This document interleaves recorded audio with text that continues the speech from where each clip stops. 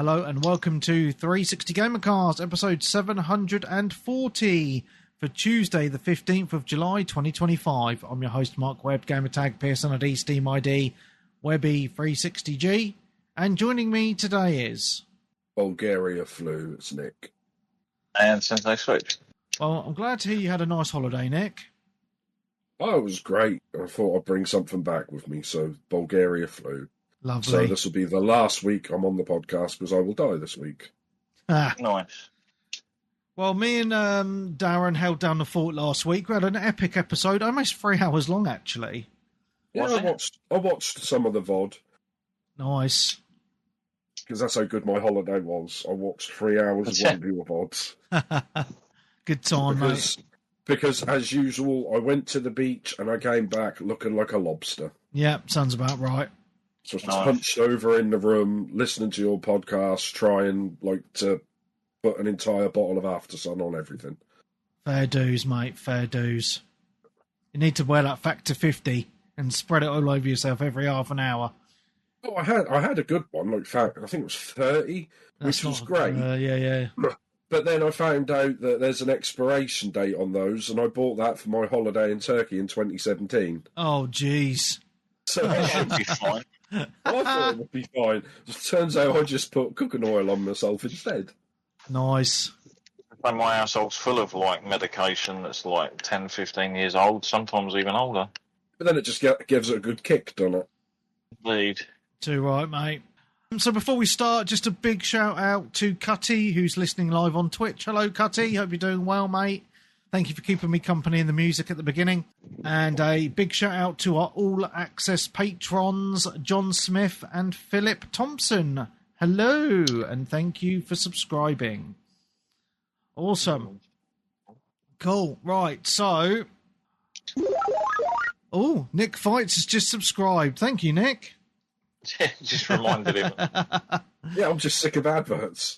Quickly get that subscription in before you die, then. That's it, mate. That's it. Yep. Yeah. I'll leave that running then. So you'll be taking £6 a month off me even when I'm dead. How do you feel about that? That's fine, mate. Fair enough. All right, let's get into it. So, who would like to go first with the games they've played? Nick, how about you, since you weren't here this week? This past week. Yeah, because I had a few weeks off. So I finished Claire Obscure. You finished it? Oh, sweet. Yeah, I finished it out of spite, to be honest. I'm sure you must have mentioned it in the chat and I forgot. Yeah, well, I said I finished it, so I don't know if Darren finishes it, we can do this spoiler cast, but I don't know, he might not get back to it before the end of the year. But I haven't managed to yet. Yeah.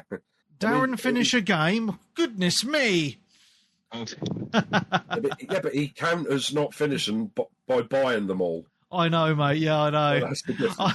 I'd actually love to know how many sealed games Darren actually has in his room. All of them. They bought at launched. I bet there's quite a few. I would say there's at least 10 minimum. 100 probably. Oh, maybe. I think I can see more than 10 here, actually. Oh, Jesus. Wow. But yeah, it's a weird game. It was a bit of a love-hate thing because, like I said, I miss not having my mini-map. Yeah. And like a lot of people who I spoke to on Twitch, half of them love it and just think it's the best game ever, and the other half say it's absolute shit and they hate it and gave up on it. And the only thing I found out the people that do like it is they used quite a few walkthroughs online, which I had to in the end. Yeah. Because obviously I got towards the end of Act 2 and realised I didn't equip any of the Lumia things, you know, what you learn from the Pictos. So that could be why I was struggling, because I think it told you a tutorial, but I mean, it's weird tutorials today. It just pops up a bit of text on screen and you're supposed to just remember that. No, it doesn't do a very good job at teaching you the game, mate, to be honest. Yeah, and I think by the time I'd got to the situation where I could equip stuff, that was a few hours later, and by then I'd forgot. I mean, I can barely remember what I was told 10 minutes ago, let alone a few hours ago. And I think I got to Act 3, and I looked online, and that's like, oh, the game's really opened up now with loads of side quests and exploration. or you can just go to this and finish the game. So I just went and finished the game straight away. I'm noticing. That's only one of the endings, isn't there? There's like an ending, and then there's a true ending or something. Yeah, I think there's like 3 endings or something. Well, I don't know. I know there's 2. I don't know. Can we say without spoiling it which ending you picked? I don't know how to say it without whether you picked the man or the girl. Webby, I don't. That's quite vague. Would you say? I picked the girl. Yeah, I picked the man, so I picked the opposite to you. So yeah, well, I think you picked the better endings actually, because I watched them all on YouTube, and I didn't actually realise there was a secret ending until I went onto YouTube and looked. Still don't know there's a secret ending. Yeah, there is. Yeah, so that's pretty cool. But I loved the game. I thought it was absolutely fantastic, and I think. I do agree with you, Nick. It doesn't do a very good job in teaching you some of those mechanics, like you said with the Pictos. It only really stuck in my mind when I read a guide about them, which you shouldn't have to do. You know that should be explained a lot better. It tells you at the start of the game. Yeah, but but it tells you at the start of the game, but then it takes a few hours for you to actually unlock anything that you can use it. If you see what I mean, so. Well, you learn them in 3 or 4 battles, so it doesn't take you that long to actually learn a Picto at all. It's just at the start when it tells you've only got like 2 or something available, and you've usually already got them equipped on someone, so you're not gonna. Yeah, but I think you learn it, but then you still haven't got much, Lumia to equip anything anyway. I think you start, but like I said, I got loads. I must have had 50, 60 Lumia for each character and hadn't equipped anything, and that's why I was struggling so much. I mean, I said to you before in a few people, I was like, I know I'm doing something wrong, and it's kind of good. It kind of reminds me of the old school JRPGs where, you'd have your mate come around and show you how to do it, or you'd get the walkthrough, and you're like, oh, that makes sense. But it's just, I think recently, because games have babied you and had story modes where you can't die, and like I say, mini maps that you follow and stuff like that. And I think because games had gotten overly easy, to get one that was just sort of normal sort of thing, I just think you're not used to it. Yeah. I just want to say hello to Mr. Jelly, who's listening live on Twitch at the minute. Hello, Mr. Jelly. Hello, Mr. Jelly. Yeah, Nick.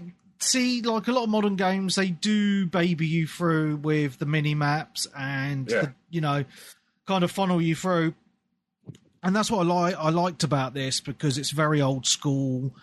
It doesn't hold your hand, but I think a lot of people who've only played modern games would struggle with a lot of the stuff that you've said, and I think as well with people's attention spans. I'm not mentioning you in this at all. Oh, great, mate. I've got no attention span. But I'm getting worse, mate. But the thing is, it's TikTok brain, mate. Unfortunately, like people are so used to these short things now, they can't just read a paragraph or more and it stick in their mind. It's not only that. It's also... They've actually, I think in a recent study, they said something like, at least in America, 40% of the young people in America are illiterate. They can't actually fucking read properly. That's crazy, man. Absolutely crazy. Also, I think I've got a bit of, because I've played so many games over the years, maybe I'm a bit, arrogant. I don't need to read a tutorial. I've played hundreds of games, so I don't need to, and I just think I'll work it out by myself, and then I don't. So it's a little bit my fault and a little bit their fault. But like I say, everyone who's enjoyed it has said they've had to use some form of guide or find something out. Which but that's no different to the old days. I mean, I remember Final Fantasy VII. I went to WH Smith's and bought a guide from there, an actual physical guide. Remember those? Yeah, because I remember. The Final Fantasy VII original, where you go to Wutai and Yuffie steals your materia. I was stuck there as a 14-year-old for weeks, and I was like, I have no fucking clue what to do, and I had to go out and buy a guide.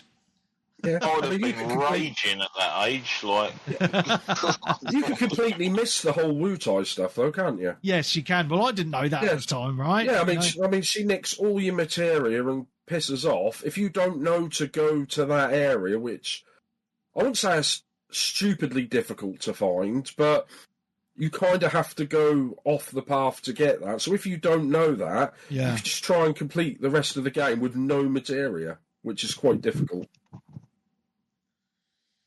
But yeah, I mean, I would have, like I said, this is the type of game. I think that's why it's gone back to that. But obviously, they've not made a guide for it. No. Well, obviously, no. I mean, guides are all online now. But the positive from Expedition 33, though, is I read something, I think it was this week, that Square Enix have taken note about the popularity of this game, and they're now looking at doing more traditional turn-based games again, because they kind of moved away from that, thinking they're not as popular, but this has now proved them wrong. So hopefully Square will, in a few years, we'll see them start to go back to their roots a little bit. And just another side note, big shout out to Canned Beans, who says hello on Twitch. Hello, Canned Beans. Hello. So yeah, no, I'm glad you enjoyed it, Nick. But I understand you did. Obviously, you got your frustrations, but I think overall, mate, from my point of view, the positives are great story, great combat, beautiful graphics. It was on Game Pass. I mean, what else could you want, man? You know what I mean? It's fucking amazing. I think I rage uninstalled it like 4 times. Oh. It's not a massive game either, though, is it? It's sort of like a reasonable size. Yeah, that's right, yeah.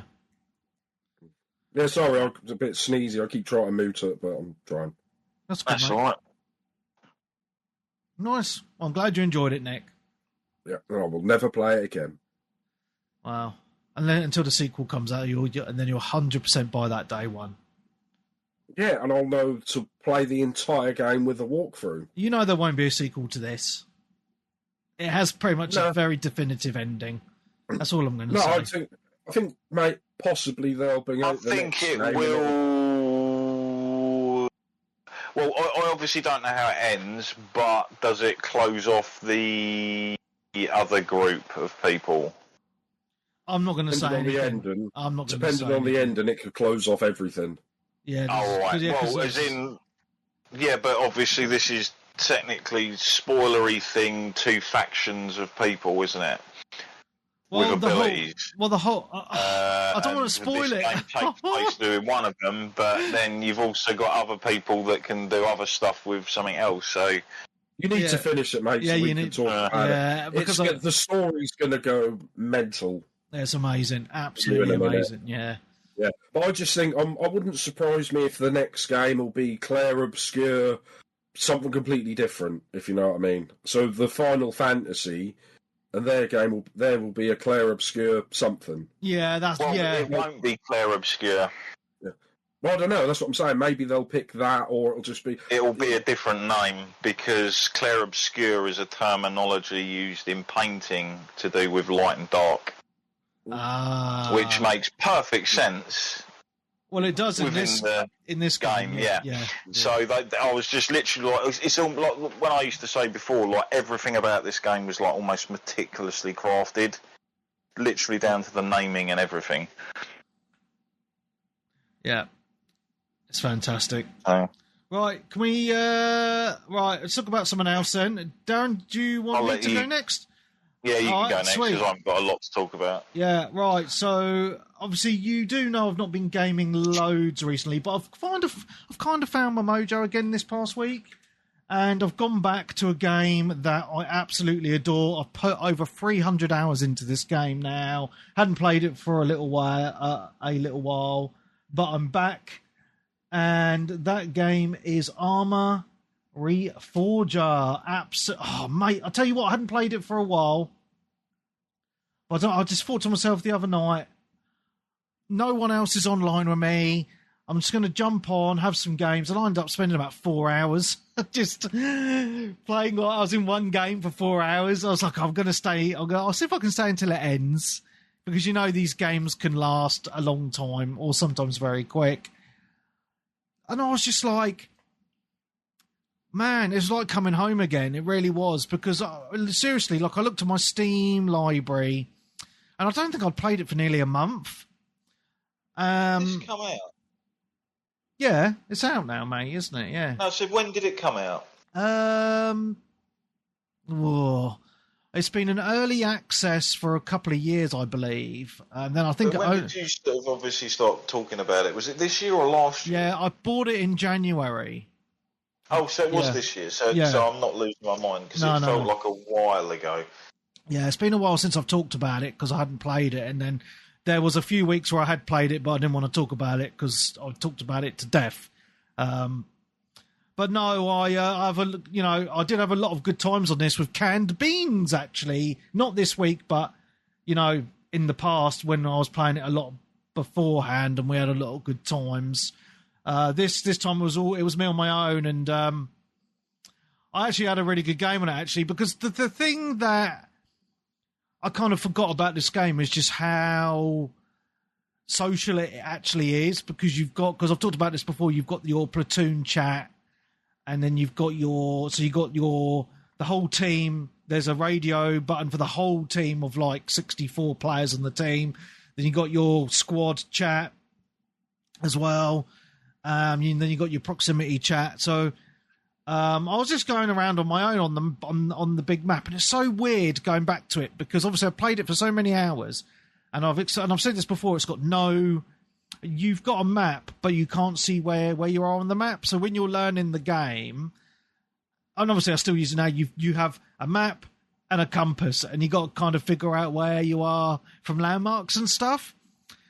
But obviously I've played it so much, it was like going back to a place, like somewhere I've been growing up, you know what I mean? Like, I know where to go for that road or to get to this base, blah, blah, blah, in my mind.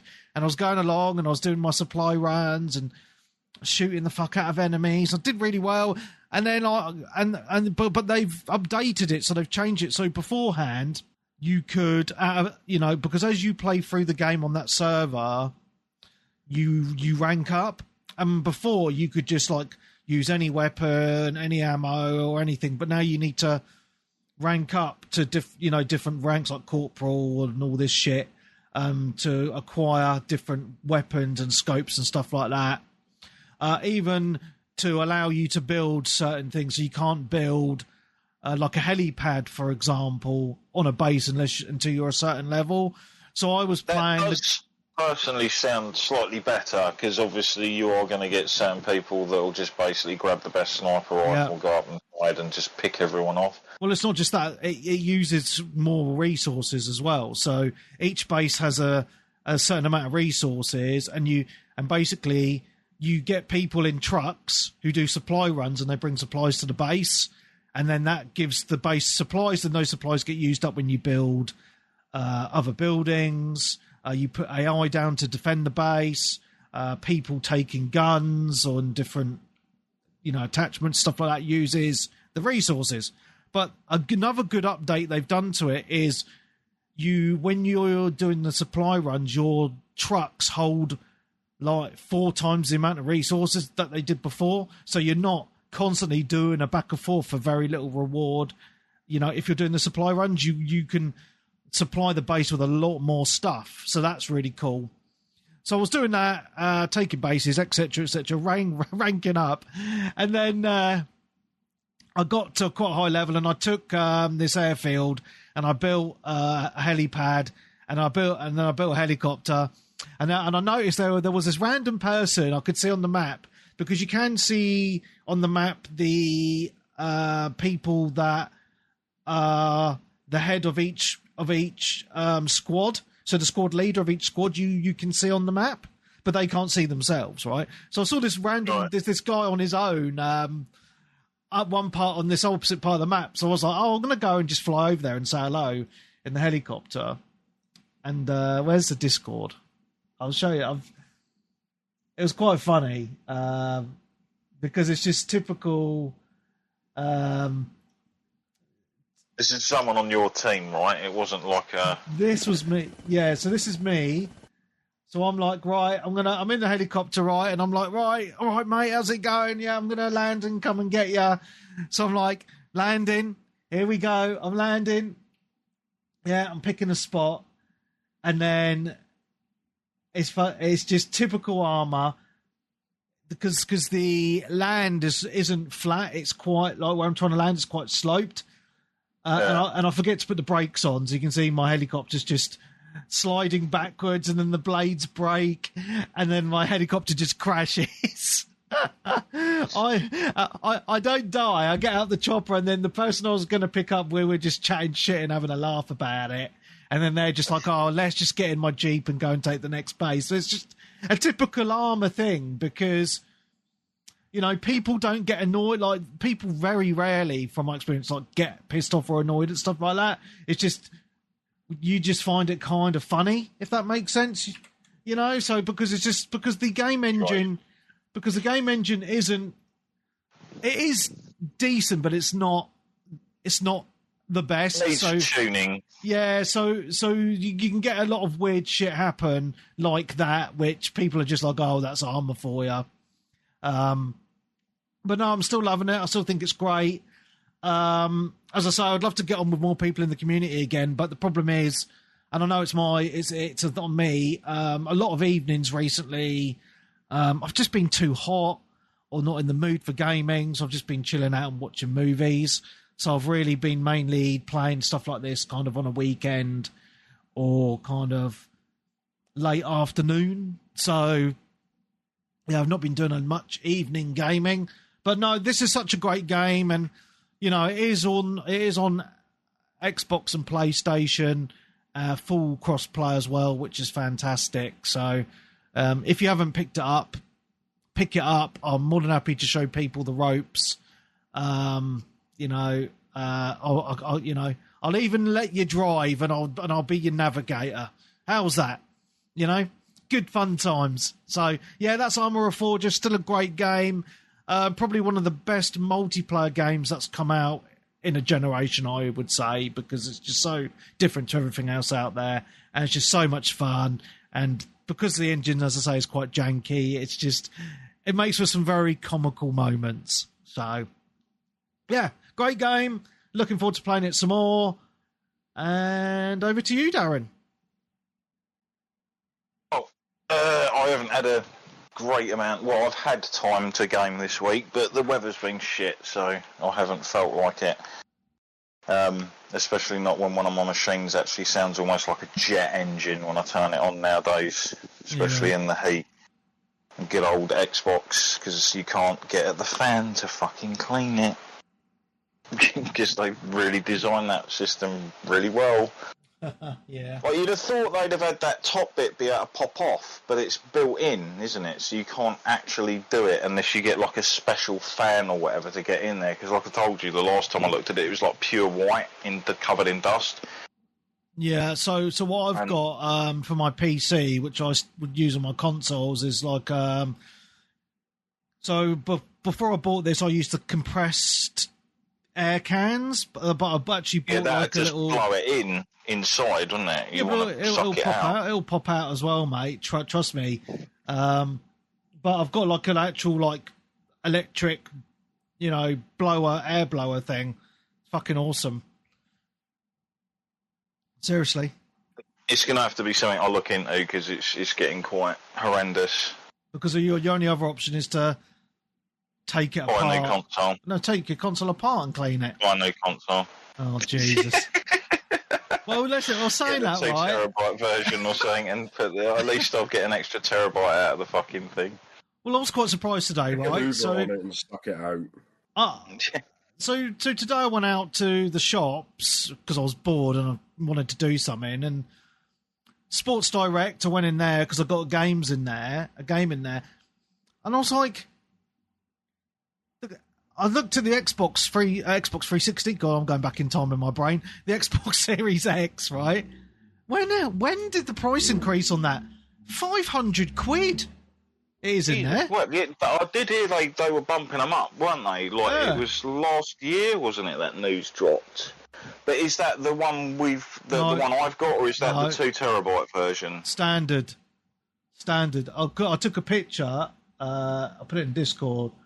Just a standard Xbox Series X, £500. I think they announced that price just after the Switch 2 launch or reveal.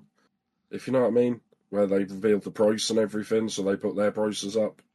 But that's crazy, man. You know, you buy it at launch at £4.50 and it's now gone up by £50. We're in last place, boys. How do we increase our price? How do we increase our sales? Oh no, let's bump the prices up. I'm sure that'll that's bump just it up, those people, innit? Those executives that don't really understand or don't care about long term. They're like, well, if Nintendo Switch is 400 and PlayStation 600, we could charge more for ours. We need to charge more, or people will think it's crap. And they just surround themselves with yes men that agrees with all their greedy stuff, and they just think people don't. And not many people are buying them anymore, are they? No. Well, when anything can be an Xbox, mate, why would you buy a Series X? They'll shot themselves in the foot, really. I suppose there's still like good to just pop something out of a box and plug it in and play it. If you've got all of your library in your Gamepass or whatever the hell it is, you're all good to go anyway out the gate like that. But yeah, anyway, I'll get back to the Xbox later on. Yeah. Death Stranding 2. I've put more time into this game. Ooh. And it's definitely, in my opinion, it is definitely moving into top tier Game of the Year thinkings.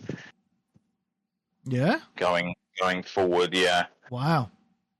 The story is sort of started to unfold. I've got to Australia now. G'day, mate. Oh, flaming galah. Which isn't far in. I think it's only like chapter 3 or something. But I've been playing it for 10 hours, I think it said, in total. Just sort of ferrying stuff back and forth. And yeah, there was a little red herring thrown in from those early trailers of the game. Okay. Where you're kind of like, how's this going to work if that happens? And then it's like, okay, so that happens, that's fine, that's great. There's still a ton of stuff I haven't come across yet, from obviously the trailers with sort of certain characters turning up, etc. I don't know if you remember the weird parts of the trailers where they're like monochrome. No. Well, yeah, the characters are like all sort of tinted, like they're greyed, like completely greyed out, like there's no colour in them and stuff. Again, that gets explained in the game. Right. So it's quite interesting, the weird lore and everything that's all tied into the game of like this crazy world that's obviously just a fictional version of Earth that's been sort of twisted. But yeah, I've gone through and I'm now into Australia, so I believe I can still get back to Brazil and complete stuff there because there's still mini missions and stuff I've got to do there. But it just baffles me every time I log into this game how many people are obviously on and playing this. Yeah. Like the amount of things that have been built in the world. I've found multiple vehicles just laying around abandoned, which I can understand because you can only sort of lock on some of them, like they'll be on top of a cliff, so you can't exactly bring the vehicle down the cliff with you. So you just leave it up there for someone else to use, etc. I have done a hell of a lot more combat because there was one point in the game where I was basically heading back somewhere and I was trying to avoid combat with a new enemy type that had turned up. They were quite cool to fight, actually. Pretty obvious sort of weak points, we'll say. And then, like, obviously that went into another area which I couldn't avoid them, so I ended up having a fight, and then the ones from behind came and flanked. So I was in this sort of like hectic fight for a bit there. Went on a bit further, another mysterious character turns up and then sort of disappears shortly afterwards. So yeah, it's cool, and I've fought, well, let's say fought, but crept through a load of BT areas now. Is it as annoying as the first game? Going through? No. It's actually not, because you've got a lot of different things you can actually use. You can take them out if you want to. Like, I know in the first one you just had like shit bombs and stuff like this, but in this you've got like blood grenades. Your guns will actually work on them if they've got the right ammo and stuff. And They're actually slightly different from the first game, because I remember in the first game you obviously had slightly the ones that almost had like the umbilical tether. That's right, yeah. They were tethered to other ones. Now in this one you've got ones that are like bigger and sort of like are up higher and sort of like look over an area. They've got like actual glowing eyes. Ooh. And when you actually take them out and when they're about, it's almost like a horror game. Oh yeah, I can imagine. Like the noises and everything and stuff, because the screen tints like all red and dark, and then when you're creeping along, you've got all the plants and weird shit coming up through the ground and like growing and decaying in front of you and stuff. It's really well done. Like, all the time I've been playing it, I'm just like, this is so well done. The bits when you sort of like hit like a musical cue. Nice. And it's almost like he knew as a designer, where he's like, right, they're going to come over this crest, then they're going to get this view, and then bang, the music hits. It does that in the first game as well. Yeah, it's great, isn't it? Yeah, like, just the good timing. He's definitely got like an eye for all of that kind of stuff. Yeah. And like just working out the management, I've now got access to more weapons, because the more jobs you do for different people, you unlock more weapon types and things like that you can actually use. And like I said, it all feels a lot more easier and fluid to use in this. Plus, with a lot of the things in the game that can be irritating, like the Timefall, etc., you'll find loads of people have built like Timefall shelters out in the wild, like booster packs to get your batteries back if you're on a vehicle, etc. You can actually gift items to other players, where it reminded me of Bloodborne a little bit, where there's like a oil puddle when someone's put like a request and it sort of says like, oh, looking for weapons or whatever, and then you just literally drop a weapon off your backpack, send it, and then like the oil starts leaking up more through the floor, and you see like another version of Sam pop up, like with the thumbs up sign, and sort of go, and then he like goes down and takes it with him, and obviously takes that item to another player that needs it. That's cool. So it's a very kind of, I think I was explaining to my brother as well,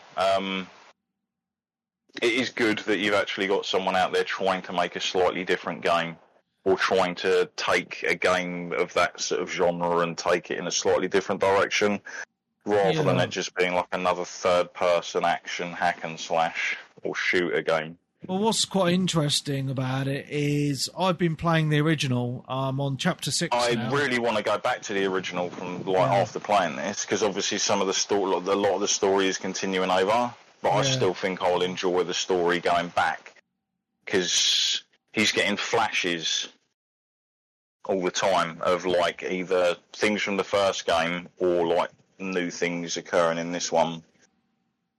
Well, what's quite interesting is obviously the second game is called Death Stranding 2: The Beach, and now I know why it's got the name The Beach, because it's referenced a lot in the first game. It's where people's souls go to, isn't it? Something like that, yeah. But it's you know, the heart in the car or something, isn't it?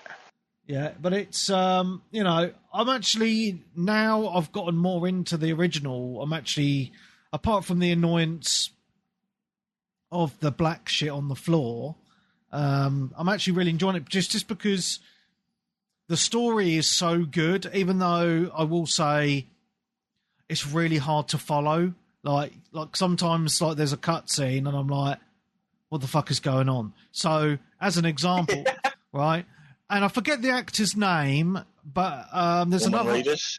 No, not Norman Reedus. There's another actor and he's got like a little scar on his face. Mads Mikkelsen. No, that's it. Yeah, that guy. Yeah. So in Death Stranding 1, I don't know if he's in 2 or not, but in 1, he appears a lot. But there's all these cutscenes from your, like, the baby's point of view, and he's like holding him and he's going, BB, BB. And there's all these cutscenes where he's talking to the BB. Like, and it's like really like fucking weird. And then I don't want to spoil the original game, because I know there's a lot of people who are playing it for the first time in a minute, but that Mikkelsen guy, he features quite heavily in gameplay in certain sections in the original game, and I don't want to say what happens because I think that would be spoilers. But I'm like, but that sort of stuff, I'm like, what the fuck? How the hell is this happening? I think a lot of it will get explained as you kind of go through, but then you have got in the second game, I can't remember if you got it in the first game, you basically keep like a little diary, and it explains everything about like what they talk about. So someone will mention something and then it'll be like added to the codex, you know what I mean? You push the button and it'll bring up an actual in-depth explanation on what that is actually talking about. Oh, okay, because like, you know, obviously the ghosts or whatever they're called in Death Stranding. The PTs. Yeah, like, so this is a minor spoiler, but I just wanted to mention this because I've already talked about it on the Discord and in our WhatsApp group. So there's a scene in the game, I think it's in like chapter 5. There's this woman who you meet and you work with her or whatever, but she has a baby, but it's a BT baby and it's attached to her. And it's really fucking weird because she talks about how it's her baby and how she gave birth to this ghost. I'd call it the ghost baby because it's like a, you know, and then you see it like appear as like this black spirit and the umbilical cord of the spirit is attached to her. And then it's just really fucking weird. And I'm like watching this scene and I'm thinking, who the fuck thinks of this weird ass shit? Because it is so fucked up. And I'm like, what is this game? You know what I mean? But you're sitting there and you're thinking, this is fucked up, but you want to know more. You know what I mean? Because it's just so out it's there. Compelling, you know? And interesting, yeah. Yeah. So, I mean, it's like where I am now, you've got, when I'm getting close to some of the, sort of, we'll say, the bases that I'm connecting. Yeah. With my Cupid or whatever the hell it's called. Which I suppose, in sense, I don't know if it's actually a reference, Cupid, because it's Q and then dash PID, but right, it sounds like Cupid. Yeah.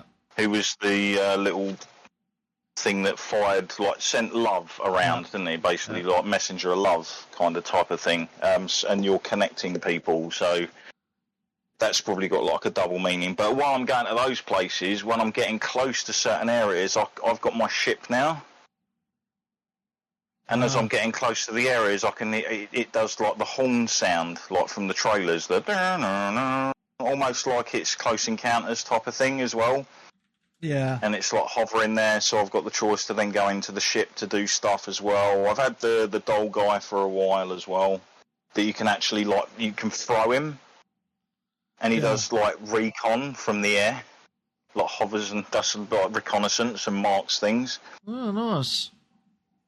Also, later on, you kind of start unlocking things where you can spend like a currency that you gain by linking areas together into passive abilities that will enable your sort of scanner to highlight things for longer or track enemies for longer. And I can now craft actual different things to attach to my backpack, where at the start it was just stickers. Now I can have like extra ammo pouches, grenade pouches. I've got like an anti-grav thing on there now, which means I can carry more without it getting heavier.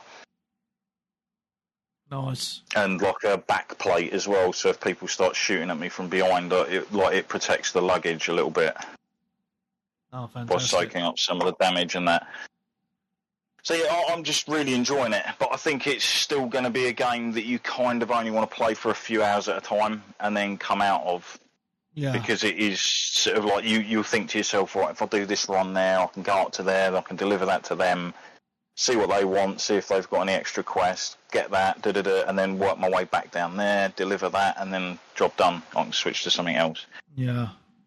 Kind of thing. Because I think those games work a hell of a lot better because they feel less repetitive, if that makes sense. Yeah. So every time you're booting it up, you're like, right, what's the thing today? Plan your journey, work it out. Because is the map in the first game all like completely 3D? I couldn't remember if it was, where it shows you all the height and depth of the terrain and stuff that you're going to as well. From memory, the map, it kind of does, because you can kind of tell where the mountains are and shit. Yeah. But this one seems so far a lot more different sort of terrain. I remember the terrain in the original game being, especially in the opening areas, being quite flat. It's quite it's quite flat. There's not really any trenches, ravines, or like mountains. Oh, there is a mountain. There is a mountain. Yeah, as I was traversing it yesterday. Yeah, well, there's one. There's a snowy mountain. Cool. Yeah, and there is like a lot of rivers and deep cliffs as well. Oh, speaking of rivers, yeah, it was quite funny because when I made one journey all the way up to basically deliver to one of the NPC optional quest dudes at the top, by the time I buggered around up there for about an hour, I'd done his side mission and stuff and come back down. Yeah. The river that was running alongside the main thing, it had drained. Oh, wow. And it was just like muddy and that. And I was like, sweet, I don't have to worry about the water. That's crazy though, isn't it? Yeah. So like I said before, that they've done a lot of geological changes can occur while you're obviously about. And it will warn you as well, like the river is rising in such and such an area. And there is ways of actually, like with these perk things, you can actually spec into like figuring out more about the weather patterns and the terrain. Wow. To sort of like plan more ahead. Because obviously you can have a bridge up, but then, or ladders going across a river, but then if the waters raise, it will come up saying so-and-so's ladder has been destroyed, the bridge has suffered damage, etc. That other players have sort of put down and such. But yeah, I'm still really enjoying it, and I'm looking forward to getting more into it and more into the storyline and the characters and stuff. Brilliant. No, I'm glad you're enjoying it. It is really well done as well, isn't it? All the scenes and the way they're sort of like acted out and stuff. Yeah. As bizarre and weird as they are. Yeah. You can sort of tell a lot of work and love has gone into it. He's using proper actors, isn't he? So, you know. I mean, there's a lot of them that aren't even sort of characters in the main game. They just turn up as like the people at the shelters that you go to and do jobs for and stuff. Yeah. They're all like generally people that have been scanned in. Yeah. And I will say, like, Australia is like 6 or 7 times bigger than the area of Brazil that I had to explore at the beginning. Wow.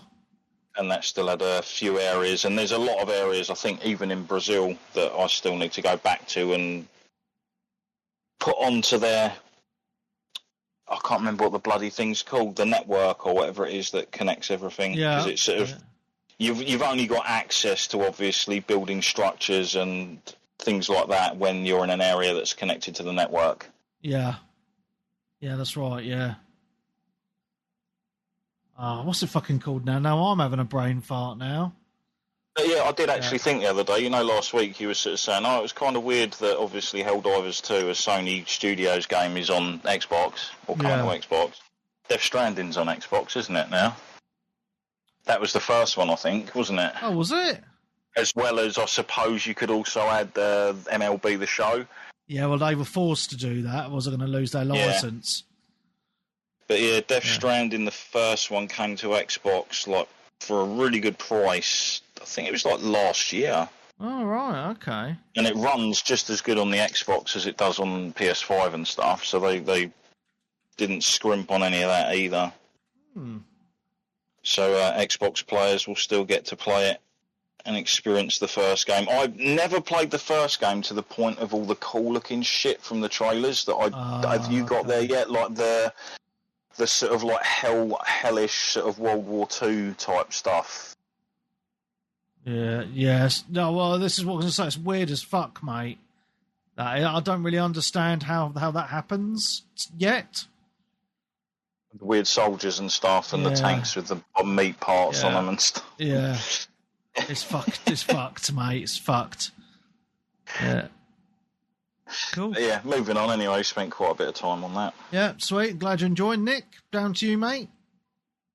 Yeah, I've been playing a lot of my Switch one, which I took on holiday with me. And the game I've mostly been playing was Xenoblade Chronicles HD. Oh, great game. Yeah, I mean, this came out on the Wii, I think, and then they ported it to the 3DS, but the new 3DS. Yeah, it was like one of two or three games that actually utilised the power, wasn't it? With the black case, so you had to have a new 3DS, which I have got one. Is it the Definitive Edition? Is that what it's called? Xenoblade Chronicles Definitive? Yeah. Yeah, Definitive Edition. So it came out on Switch, but yeah, I've been enjoying that. I mean, like I said, I'm about 10 hours in. I mean, it's a JRPG. It's got good voice acting because there's just a bunch of British people that just sound far too happy for situations they're in. Yeah. And, I mean, there's quite a few of these games out now on the Switch. I think there's 4 games on the Switch. I don't know which ones you played. Well, possibly. You've got 1, 2, 3, and obviously the Chronicle, the X, Chronicles X. Yeah, that's right, yeah. Yes, I think there's 4 games on there. I've only got 1 and 2. But I'm a bit iffy about going through playing them because I think the newest one had, like, in the hidden menu when they hacked it, that it had, like, a Switch 2, like, setting or something, which no one has said anything yet, so I don't know if they're going to probably charge you for it, like a lot of them. But, yeah, I'm enjoying this so far. I mean, what was it? It's kind of like an MMO, though, isn't it, Webby? Well, kind of the way it plays. It does have that slight sort of open fieldy kind of aspect to it. Yeah, like I say, because you just like unlock loads of like attacks, and you have to wait for them at the bottom because they're sort of timed little circles. You have to wait for them to like refresh so you can do the attacks and things like that. And I think I got up to a bit where I kept dying, and the game was like, "Oh, you're dying a lot. Do you want to put it on casual mode?" I was like, "Yes, I do. These games know me so well." Yeah. This is weird because I've got the sword, which I think is called the Monado, and I thought, why is it not called the Xenoblade? Because the game's called Xenoblade, but I don't know. Maybe we'll find out later. But it's very interesting because you're playing like the normal, I wouldn't say brooding teenager, more stupid teenager in this, and obviously the guy who uses the Monado sword gets his ass handed to him, and then all of a sudden you just run up and pick it up because everyone else who tries to use the sword can't use it. Yeah, that's right, yeah. And like it like takes over and hurts them and like puts them on their ass, but for some reason, like your character, I think a Shulk, he can use it. And it's interesting because it turns the game sort of black and white, and it shows him glimpses of like the near future. So he can like, oh, this guy's going to die. So then you run for, I mean, it's only like maybe 5-10 minutes, if that, into the future. And basically he tries to stop things from, like people from dying and things like that. Because I'm not sure why, because for some reason we've been attacked by loads of mecha robots. And I'm like, all right, because I was trying to pay attention to that whilst like going up on an airplane, which is probably not the best idea, is it? Yeah. Yeah, I do like it so far. Like I said, about 10 hours in. Now it's fairly easy to understand. Like you've got like a mini map, a big map, and you've got little dots that tell you exactly where you got to go. So I thought I like that, and a few little bit. I think games just like if you do like a side quest, you don't have to equip it. It just tells you, oh, you've done this side quest. Here's your reward and your XP. You don't have to like go back to the person that gave it to you, like run all the way back. It just automatically like unlocks, if you know what I mean. Yeah. Which is nice, so you don't do loads and loads of backtracking. And also like a lot of the items and things like that.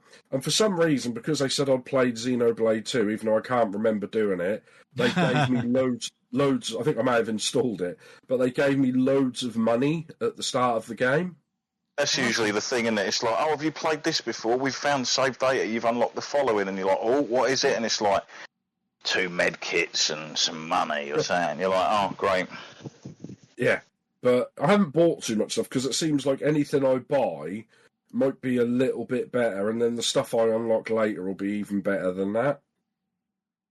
But yeah, also another thing that's pretty decent is when you equipped all these items, like you have like 2 different sections. What you equipped and what you use, you get all like the stats, buffs, and things like that. And then further down, it's like a whole another set of armor and clothing. So you can choose your character to look a certain way, but pick something else that you're technically equipped with, but you'll still look like however you want. So you don't have to look like someone in like a whole suit of armor type thing and stupid goggles and like stuff. Like a transmog type of thing, yeah. Yeah, that type of thing, which is pretty cool. So obviously the girl character, she's running around in a bikini because it's warm climate. That's why. Oh yeah. Yeah. Makes sense, mate. Makes sense. Yeah. Half the time I used to like the transmog anyway, because I used to have always in games where you'd sort of like slowly be building up and buying an armor set. And I didn't want to run around looking like I just stumbled out of like a second-hand charity shop. Yeah. Oh, but like I said, you don't transmog or anything in. You just pick, once you've had it, it just goes into your settings. You just pick whatever you want. So you don't have to lose anything. So I've just picked how I want my characters to look and then attack like that. And every so often have a look. I mean, I'm enjoying it so far. It's pretty simple, pretty basic game, but that's what I want. I don't want to get too... But I think the game's quite long. I think these are all like 60, 70 hours games. Yeah, they're long-ass games, mate, yeah. Yeah, hopefully I can just like get through it and just enjoy it, but hasn't bored me yet. That's good. Back to Webby. Back to Webby. All good, mate. All good. Rightio. Let's get in. Well, I've talked about Death Stranding, haven't I? So there's that. Talked about Arma. Okay, my other most played game of the week again is F1 25. Still absolutely loving this game. Big shout out to Turk Monkey, because we had a good session on this last night. I mentioned this last week in the Patreon episode. We started a co-op campaign, and we're doing it half-length races, and that's how I do my single player anyway. And so we had a good fun on there. It was in China, as Trump would say. It's China. So we did a race there. It was a sprint weekend, so we had 2 races. The first race, though, last lap, I'm on the final straight before the final corner to get to the finish line. I get a fucking puncture, and I was in first place. I get a puncture, and I drop down. I'm across the line in 8th. I was gutted. So I got 1 point, the sprint weekend. So I was well gutted. And me and Tuck were talking, and we were like, we didn't even realise we could get punches in this game. First time we'd both seen it. You know, it's first. Was it a random event, or was it something you'd done accidentally? Well, I think what it was, so basically the race had started in the wet, so we're on intermediate tyres. And then we're about halfway through the race, and it kept on, and my engineer kept on saying on my radio, you should pit for some softs. And I was thinking, no, I don't want to pit. And no one else pitted, but obviously I'd overheated my tyres so much that I'd popped one of them. So... yeah, so it's very realistic because as you're going through the race, your tyres do wear down. You can actually see the wear on your tyres as you're racing. You can, like, it tells you if you're overheating them, like on your like on the wheel and all sorts of stuff. And I was just pushing it hard, obviously a bit too hard. And yeah, but no, it's, you know, I was obviously annoyed at the time, but I was like, well, I was racing, and it just adds a little bit more realism to it as well, right? Yeah. Because like the graphics are stunning, absolutely stunning. Especially I'm playing it on PC, ultra wide, right, full ray tracing, and it looks gorgeous. Turks playing it on Xbox, and we've got a co-op campaign. It's full cross-play. But, you know, I've talked about this a lot. There's a lot of content in it. I've already done a whole season with my own team, web racing. I've started a driver career with my own character, racing for Red Bull. There's a story mode. I started the story mode on that now, so that's pretty fun. You got F1 World, which has dailies and weeklies, so I've been doing that. You got your co-op career. You got your normal multiplayer. There's so much content in this year's game. And the handling, they've really improved the handling models, the graphics, everything. I'm just hooked on it, man. I think I've played it for like 60 odd hours now, and I've only had it about a month. So, you know, definitely loving it. And I know we were having discussions last week about the viability of Game Pass, and it does pose an interesting question, because obviously we do all know that EA games usually come to Game Pass usually a year after release, usually a bit less. Like, so usually the F1 games come out, and then in around January the following year, that hits Game Pass. But I loved the 10-hour trial you get on Game Pass of all new releases, and I loved it that much I just had to buy it.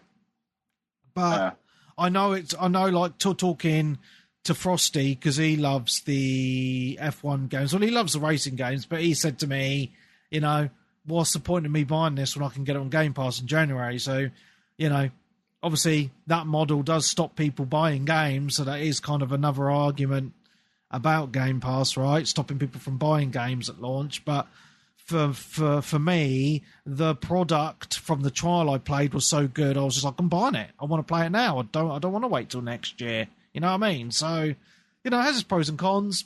But, you know, I'm loving the game. The co-op campaign does add something extra, because you're chatting to each other and you have some good battles with each other as well. And, you know, so it's just a lot of fun. So, yeah, I can see myself playing a lot more of this going forward. It's just a fantastic game with all that different content. And I can tell I've been playing it a lot, because there is of course, a season pass. I've not purchased it, but obviously it does that 2 tiers, right? Where you see the free track and the premium track. Yeah, so it has the top lines, the free shit, and the bottom lines, the paid shit. And the season pass is 50 levels. I'm on level 49 of 50. So, yeah. I've been playing it a lot, because usually on season passes I'll get nowhere near the end of them on most games. So, yeah. That's all I want to say on it, really. It's a driving game, it's an F1 game, and I can't really say much more than that. So, over to Darren. I suppose the only other thing I sort of like in depth sort of went into a little bit this week was Black Desert. Yeah. I think I said the other week they had the Series X, S, and PS5 upgrade for the game, finally. Nice. And the PS4 and standard Xbox One versions disappeared, etc. You can't actually play those anymore. But everything carries over, because it's all server-side. Yeah. But yeah, they finally released Deadeye, which is a new class in it, which is like a gunslinger class. Okay. And that finally came out this week, and I was mucking around with that after I'd managed to sort of like download the update, because there was a bit of a weird glitch with Xbox this week with the updates. Oh, right. Okay. Some people might have turned their console on, gone to updates, and it's asking you to update every single DLC you own. Oh, lovely. For every game, and it's like, what is this? I turned my machine off, obviously did other stuff, and then came back to it and tried again, and it was all still there, and it had found even more games to update, and I was like, what is this? Went online, looked it up. It was pretty rapid, actually, on the Google. It came up saying, today people are experiencing this, and straight underneath someone was like, yeah, if you just hold your middle button down and just restart the console, that'll get rid of it. But it was just weird. Oh, that is a weird bug, isn't it? Yeah. Because I panicked, because I'm like, what the fuck? Because I've got, like, tons of shit for Dead or Alive. And obviously each separate outfit is a DLC on that. So like, that's where you was getting like hundreds. I'm just like, really? Don't want to have to do that. Anyway, back to this. It's a fun, enjoyable class to use. The game obviously looks and runs a lot better now. With the sort of like, we'll say next gen, but it's like current gen updates for it. Yeah. And there's a ton of events going on at the moment for sort of like free time. For like, it's got the same thing a lot of MMO type games have, where it's like if you buy this microcurrency and buy it on this item, you get like time in the game, which gives you bonuses It's almost like a subscription, but it's not. It's like optional. You can play the game without it, but you get bonuses to sort of how much you can carry in your storage and all that kind of stuff if you pay the monthly thing. ESO's got it as well, and I'm sure World of Warcraft, etc. But yeah, you can get stuff to basically get free time of that and some of the other buffs. They've also made it so much easier to actually get outfits for the characters now. Okay. Because whenever you look at a character, they're always in their kind of, we'll say, like artifact set. I used to call it in Final Fantasy, where they'd show off like this is the bard, and it would be in an outfit. Then technically that's that class's outfit. But to generally get those in Black Desert, you either have to buy the microtransaction currency, and they're pretty expensive.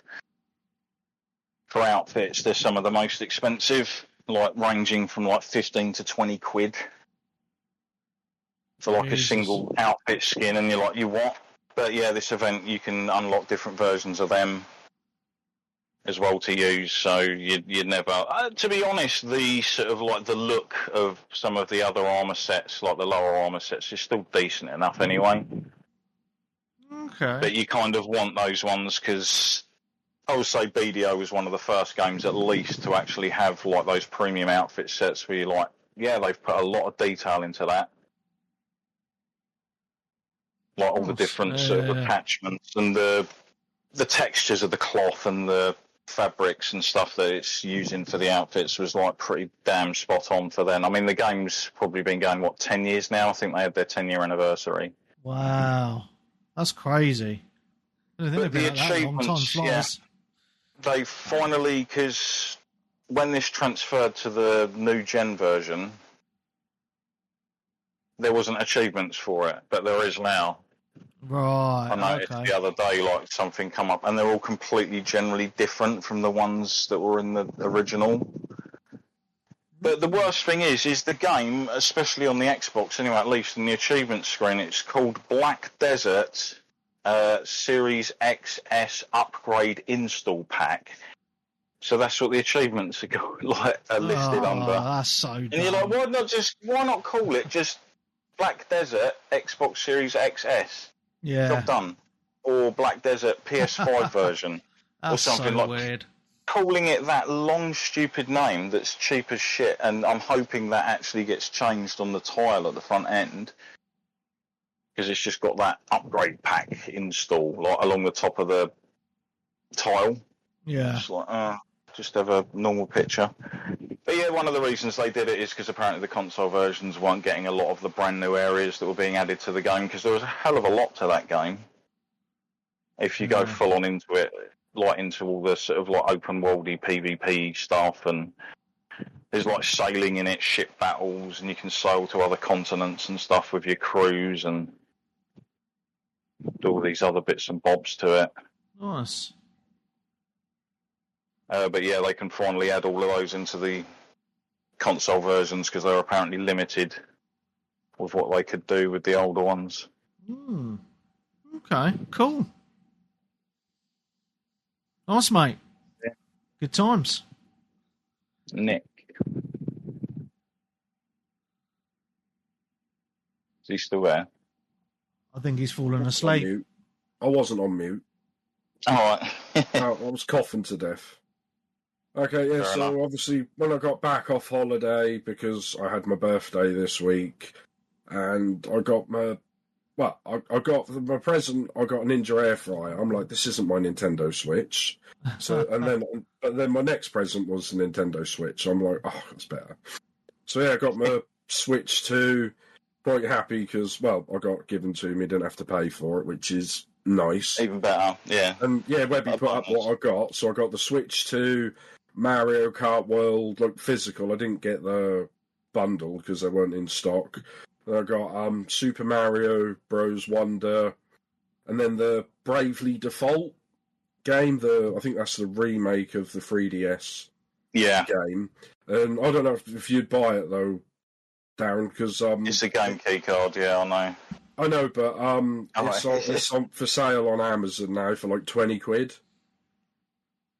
It's not doing I've very got it on well. the 3DS. Yeah, I've got it on the 3DS. I mean, that doesn't bother me as much as... See, I think this is the thing. I'm actually hearing stirrings of other videos on like YouTube and stuff of people saying like companies are actually listening.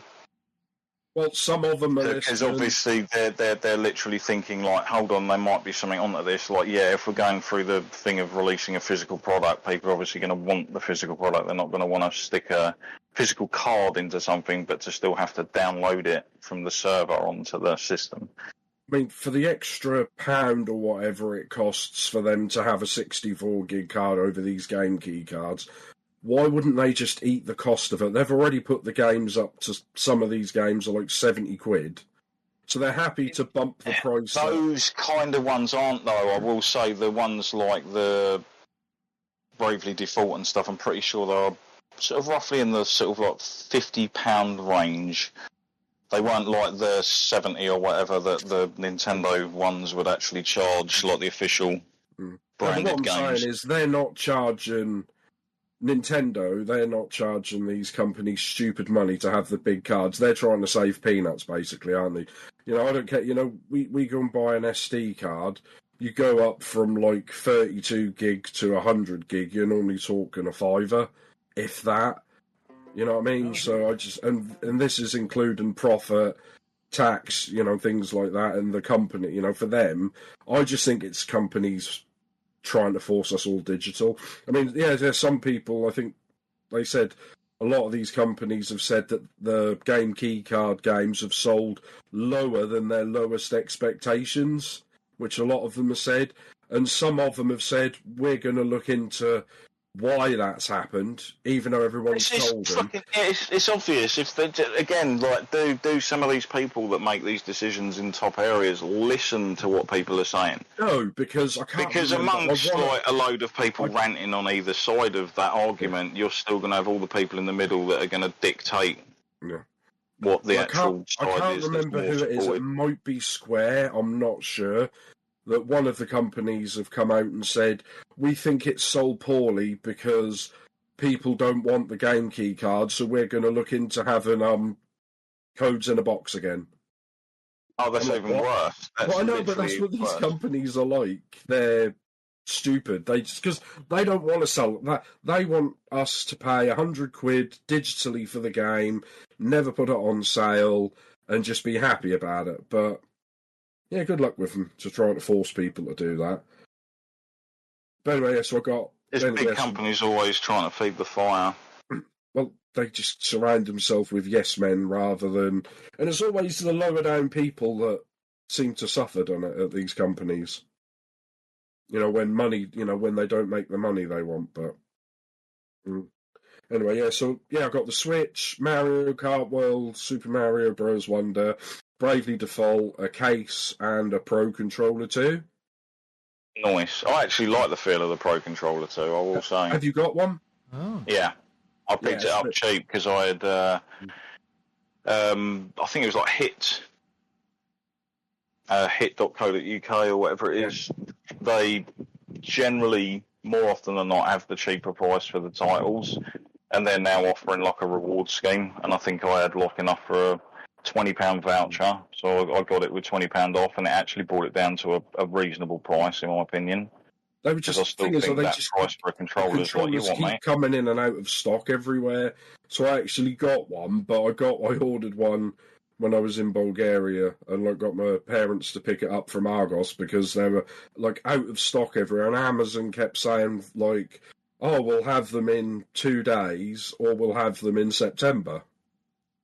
Which was I haven't actually heard, just out of curiosity, I haven't actually heard that what their stock's actually like now. How well it's still selling, if it is still selling, if a load of people are still picking them up. Because obviously it went quite crazy when it came out, and there weren't really any shortages per se. And I think even the places that didn't have them were only out of them for about a week or so. Once a week, Smith seems to be getting a delivery of stock and stuff like that. So it's not like Switch 1 where it came out and then you couldn't buy nothing for 3 months and it was just like chaos. So that's pretty good. But anyway, so I say which I did get annoyed when I tried to transfer it over from Switch 1 to Switch 2 because I heard how easy it was. I told you how easy it was. Yeah, it wasn't quite that sort easy. Of.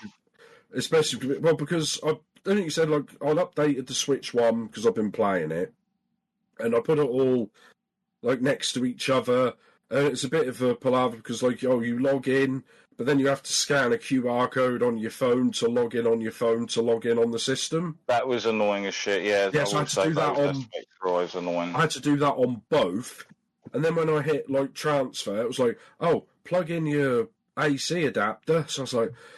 Fine, so I plugged in the charger I got, the cable with the Switch 2, and I was like, oh, you've got to plug it on the Switch 1 as well, so I thought, wonderful. So I used my phone charger, which is pretty much what I've used to charge my Switch, portably ever since I've had it.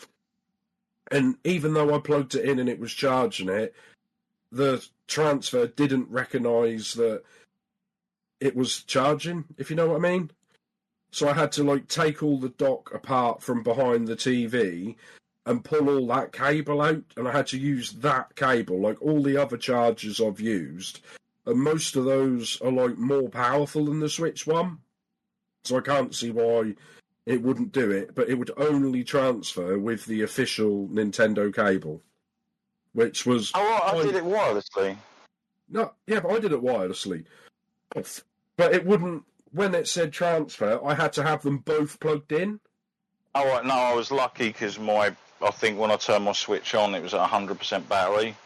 I think mine was as well, but it still wouldn't... usually registers off of how much battery life something's got, and if it thinks it's under for what's going to happen, then it will tell you to charge it, but... Possibly, I mean, I don't know. It shouldn't have asked if less than 7... Well, maybe it was less than... I know the Switch 2 was fully charged, and the Switch 1 might have been like 70%, but anyway, it was just a pain that it wouldn't let me do it without...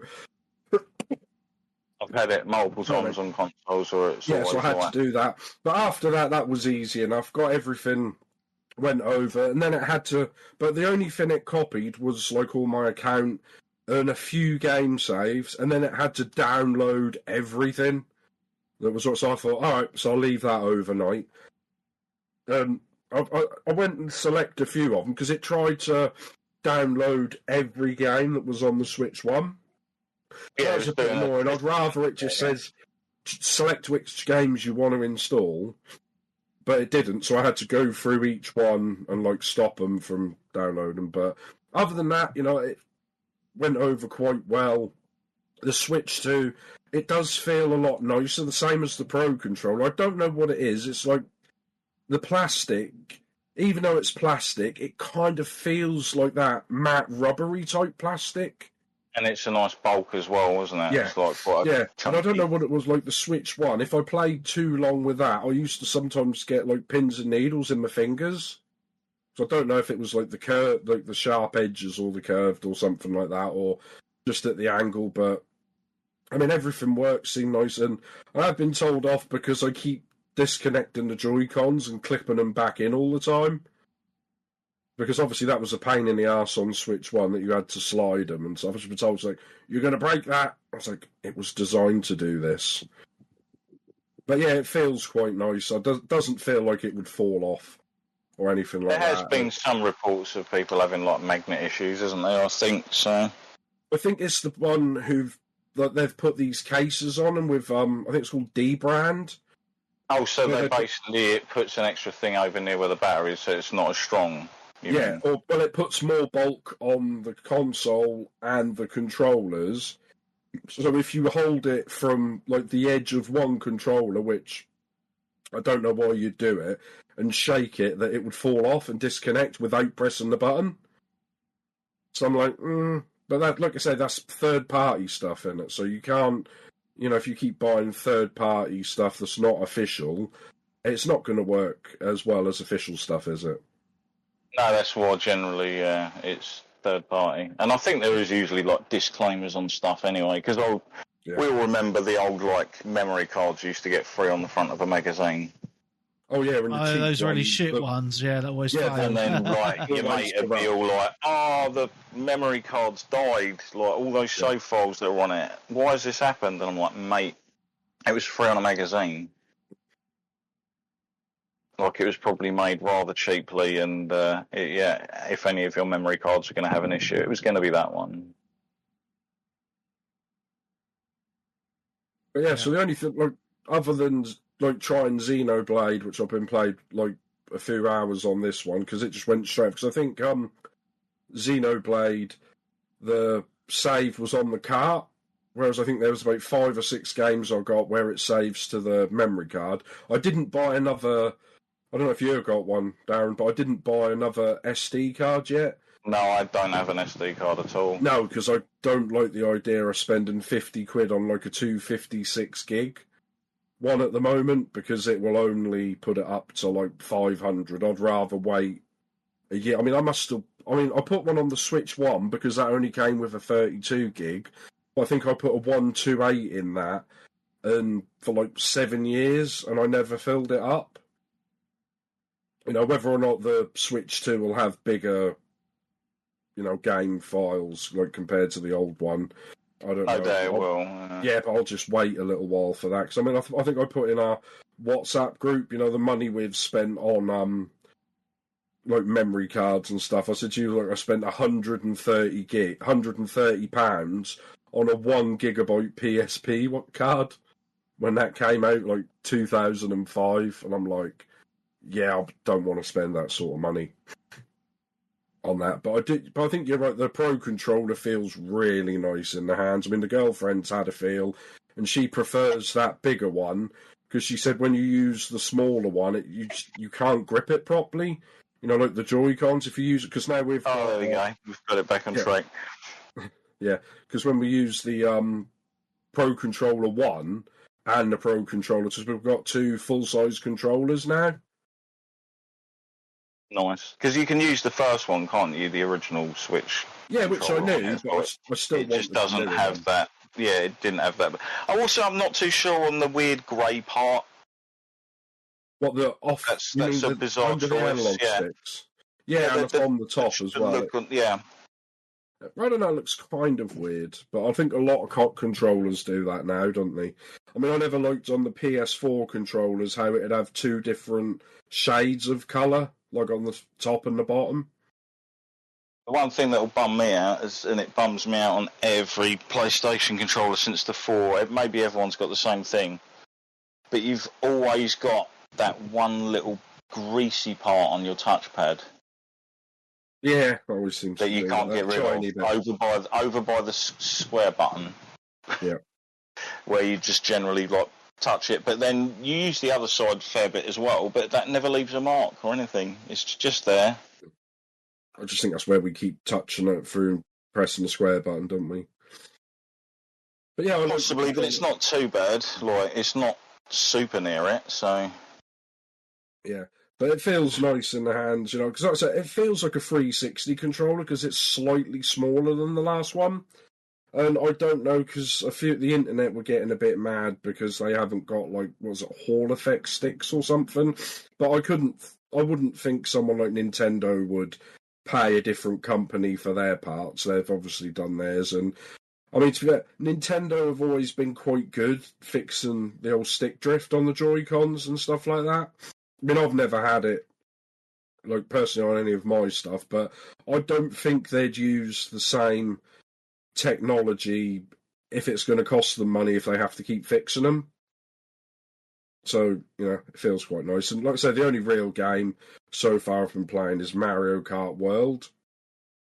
But yeah, I've unlocked all the tracks, like, done everything on 50cc and unlocked the special races, with like Rainbow Road and stuff like that. And like I said, it's more Mario Kart.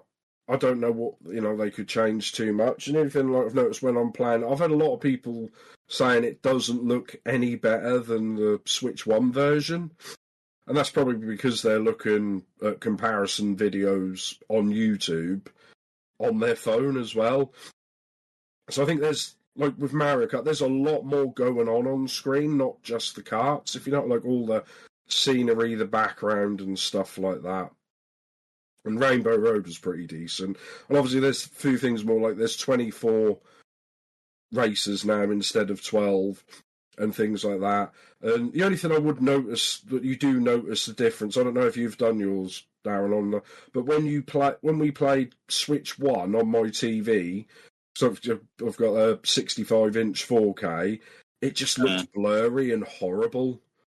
You know, you could tell it wasn't 4K or even trying to. Whereas with this, on the OG Switch? Yeah, the OG Switch. Yeah, because it wasn't 4K. Exactly, that's what I'm saying. But it wouldn't even. I don't even think. I think docked. It could have. It done 1080p, but it never. You know, like sometimes you watch stuff that's 1080p and it does like upscaling and it looks decent, but it always looks blurry. Like even the you know, like the menus and the text was always blurry and not the best.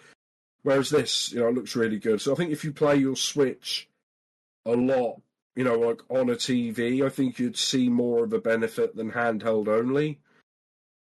I mean, I'm enjoying it, and the battery, it seems about the same as Switch 1 and stuff like that, you know. So, you know, I actually ran it out, I haven't done that on the Switch for a long time. Well, what's Is yours getting quite hot? Oh, go on.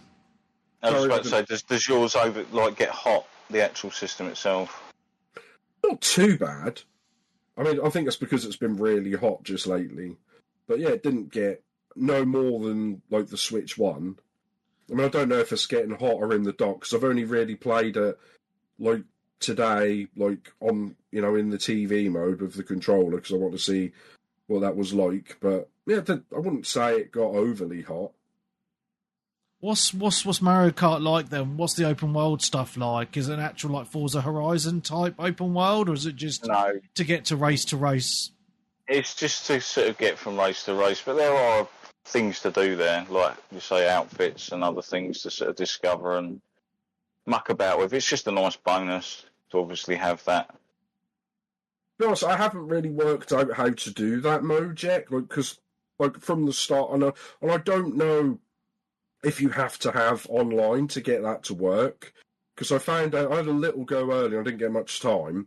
Because you like go down to the map on the bottom and just enter free roam, which they call it. There's me. That says my name. So I click on that, and I'm just like in the map, and I'm like, okay, what do I do? You know, I was like, can I select anything? What, you know? And you just drive around and explore. Yeah, but I didn't know if you know you could go, because I think everyone when they saw it thought, ooh, Forza Horizon Mario Kart. And as far as I'm aware, it's not even close to, you know, levels of that on there. But I don't know whether they'll update it in the future, because they updated a lot of tracks in Mario Kart and they supported that for quite a long time. But it's fun. Mario Kart Switch was supported for ages. Yeah, and I think I paid like 16 quid for loads of tracks, whereas I think other people, you know, a lot of other companies would have eased, you know, there was as many like extra tracks as what they had basic in the game, if you know what I mean. Look, that again, so they could have easily released another Mario Kart game on Switch and charged you full price for it for what they released. So that's pretty decent, but yeah, it plays the same. I mean, like I said, I think it's more Mario Kart. I don't know if there is like the settings because it's turned off by default, whereas on Switch 1, it kept doing it, because when I tried Mario Kart on holiday, like with the little Joy-Cons on the Switch 1, I thought I'd had stick drift or something, because it had the motion turning on.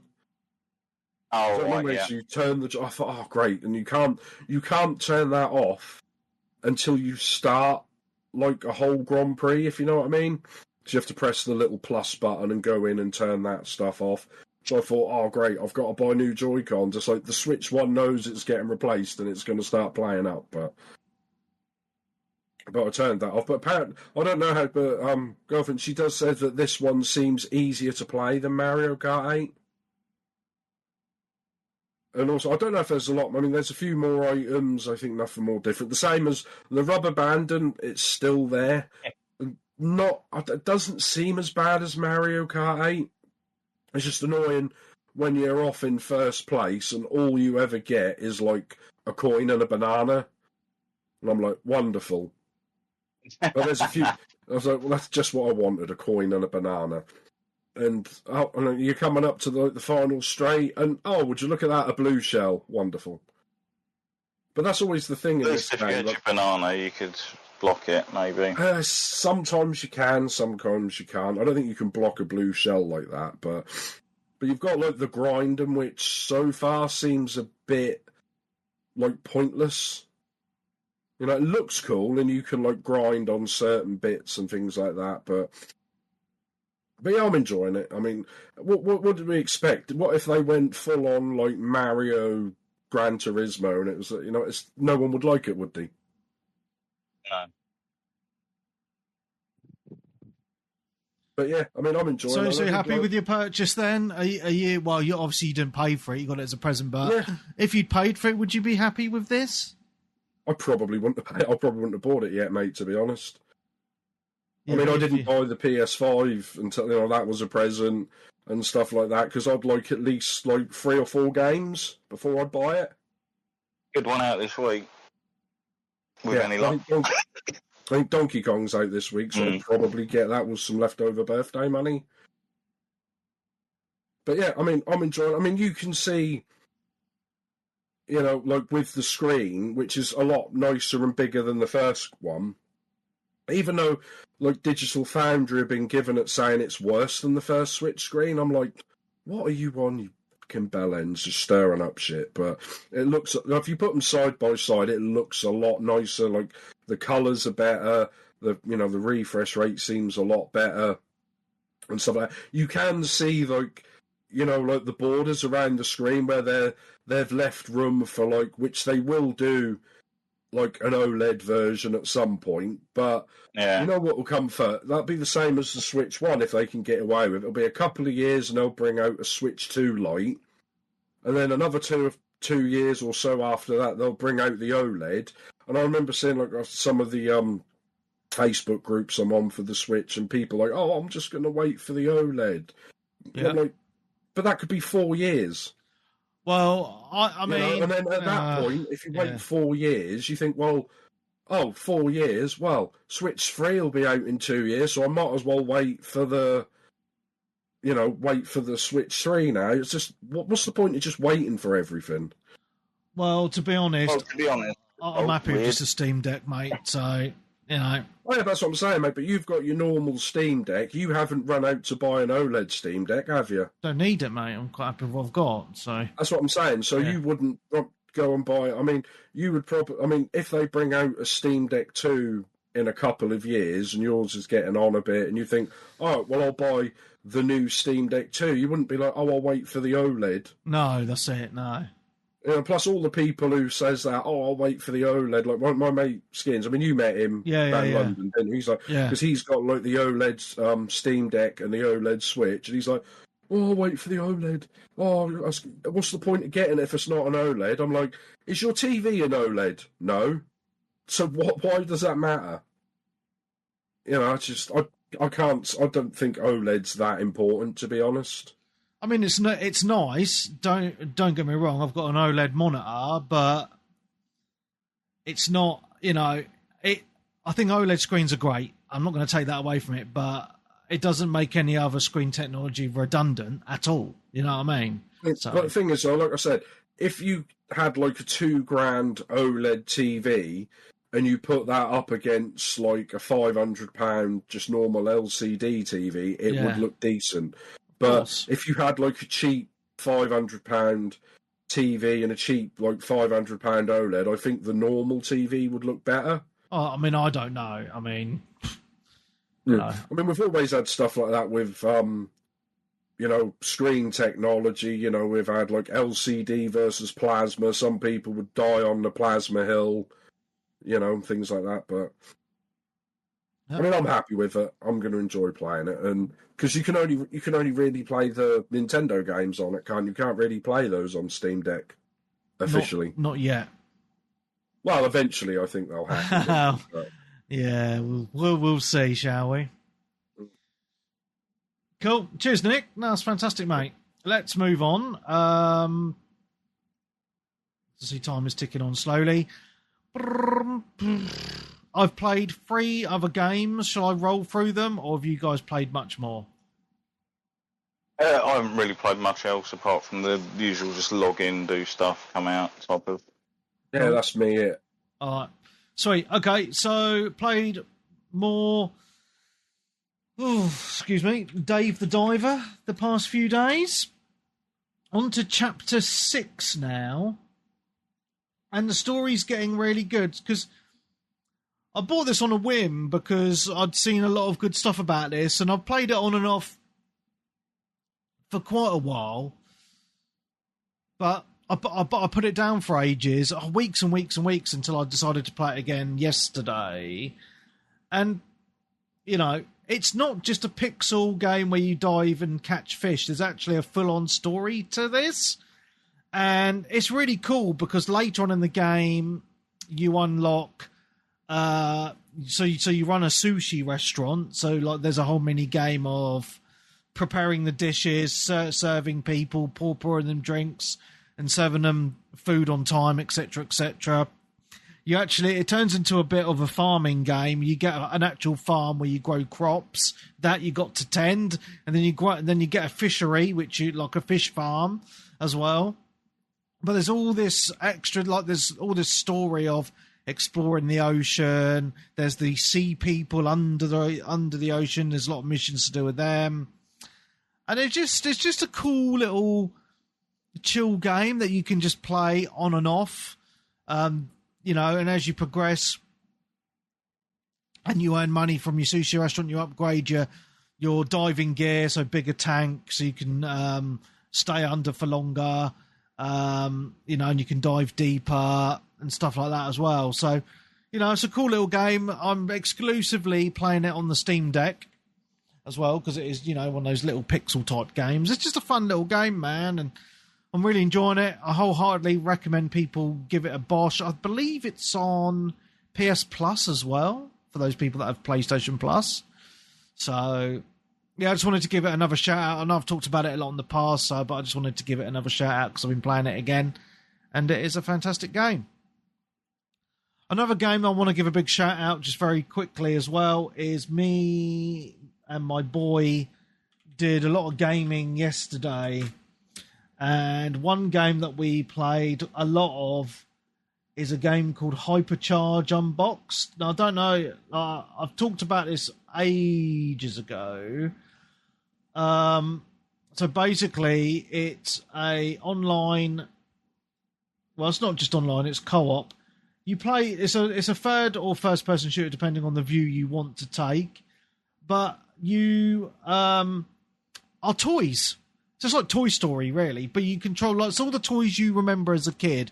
So you create your own character, and it could be any toy you want, and you can mishmash like the body parts and the heads and all that sort of stuff. And it's basically there's loads of levels, and it's all like obviously your toys. So you got like a kid's bedroom, a kitchen, a back garden, a playground, all these different. There's loads of levels. There's about 12 or so levels, and it's basically. Horde mode. That's basically what it is. So you got 3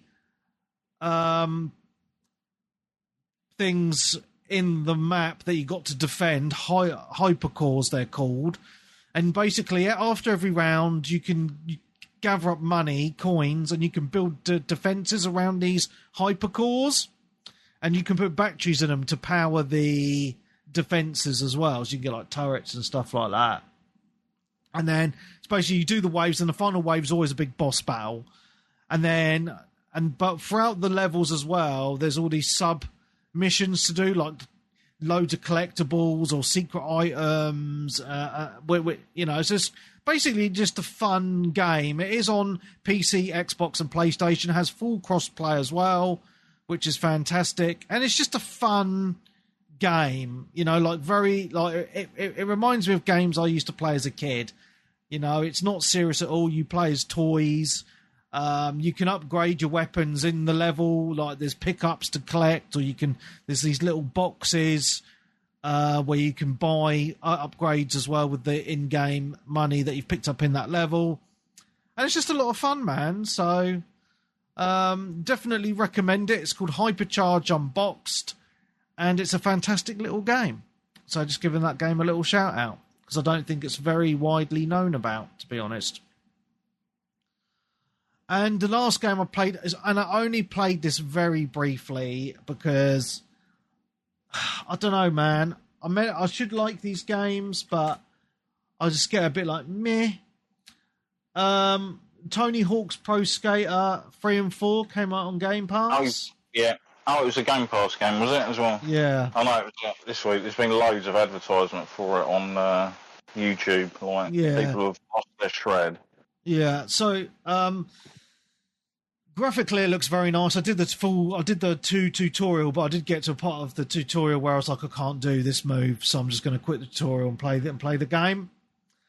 And it's basically, you start like the first level's in that warehouse type place. It's not a warehouse, it's like it's not a warehouse, it's like a factory with like lava and shit. But the one thing I've never liked about these games is you only ever get 2 minutes on the level to like rack up the points and to find all the secrets and collectibles and things, and that whole time limit thing just really annoys the fuck out of me, you know? But I know that... Did you know that's why a lot of people... I mean, it's on Game Pass, I wouldn't buy it because Tony Hawk's 4... was actually open world and it didn't have the time limit. Oh, it had the cars, didn't it? And you can grab the cars. Yeah, and you could hold the cars. Stuff like that. It was the first sort of open world. Yeah. And they've just retro whatever Tony Hawk's 4 and just done it all 2 minutes, like 3 again. So a lot of people are annoyed because they want the full, the fully open world game. Right, because I thought it was a bit weird because when I started it, it was like, it's 3 and 4 mushed into one game. It's not like on the main menu you choose between the two games. That's what they did with 1 and 2 as well. Yeah, so it's kind of weird, but I'm guessing if you were really into these games in the PS1 and 2 days, then you would really dig this. But I only ever really played 1 on the PS1, and I enjoyed it, but I was never like super into it, if that makes sense, So for me, I don't get that massive nostalgia hit like other people would do if they really play these games a lot. But I think they've done a good job, though, with the graphics. I will say that. But it's just... It's not that it's too hard, because I can get the hang of the tricks and stuff. It's just that whole... Oh, you only get 2 minutes, and then you have to start again. And I just, like... I feel like I'm getting a bit rushed to try and find all, like, the secret letters and things like that, A big hello to Colin Blake, who's just joined us on Twitch. Hello. So yeah, I mean, it's cool, and I'm glad it's on Game Pass again, because it is something I wouldn't have bought, so I got to give it a bosh. But I don't know, just a meh from me. I know other people are loving it, but I'm just like, meh. It's all right. 3 is when it started getting pretty hard. Because, like I said, 1 and 2, it wasn't too bad, but some people that worked out not how to break the game, but they could basically do moves forever almost. Yeah. Like even after the 2 minutes, they'd keep, because you'd have to wait for the trick to land. Yeah. So some people could get up there in the millions of points and stuff like that. And I've seen people, especially now they've added a few bits that weren't in 1 and 2. Like the wall jump and stuff like that. Yeah. So I've seen people who are that good, like on Twitch and stuff, and they'd get like hundreds of millions for one move. Wow. And I'm like struggling to get 50,000. Yeah. Yeah. But no, it's cool. It's on Game Pass though, right? So, you get to try it. You don't, you're not purchasing it. I think it's on Switch and that as well, which I think like 35 quid. Yeah. I think that's... But some people are annoyed because, it's on Switch 1 and Switch 2, right? But you get a free upgrade if you put the Switch 1 version into the Switch 2, and Activision didn't tell anybody. Right. So I think some people have either bought both versions or bought just the second one. Whereas you think, well, if you get a free upgrade, if you had like a Switch 1 and a Switch 2. You could play it on both, but if you bought just the Switch 2 version, you couldn't play that on the Switch 1, if you know what I mean. Why would you want to go back to a previous console? I don't understand that. No, I'm saying, like, if you've just bought a Switch 2 and you were having the Switch 2, like, at home, but you were just using the Switch 1 to, like, you know, at work, or you'd give it to your, you know, passing it down to your son or daughter, they could then play the game. You wouldn't need to buy the game twice, if you see what I mean. But whereas if you bought the Switch 2 version, it will only work on Switch 2.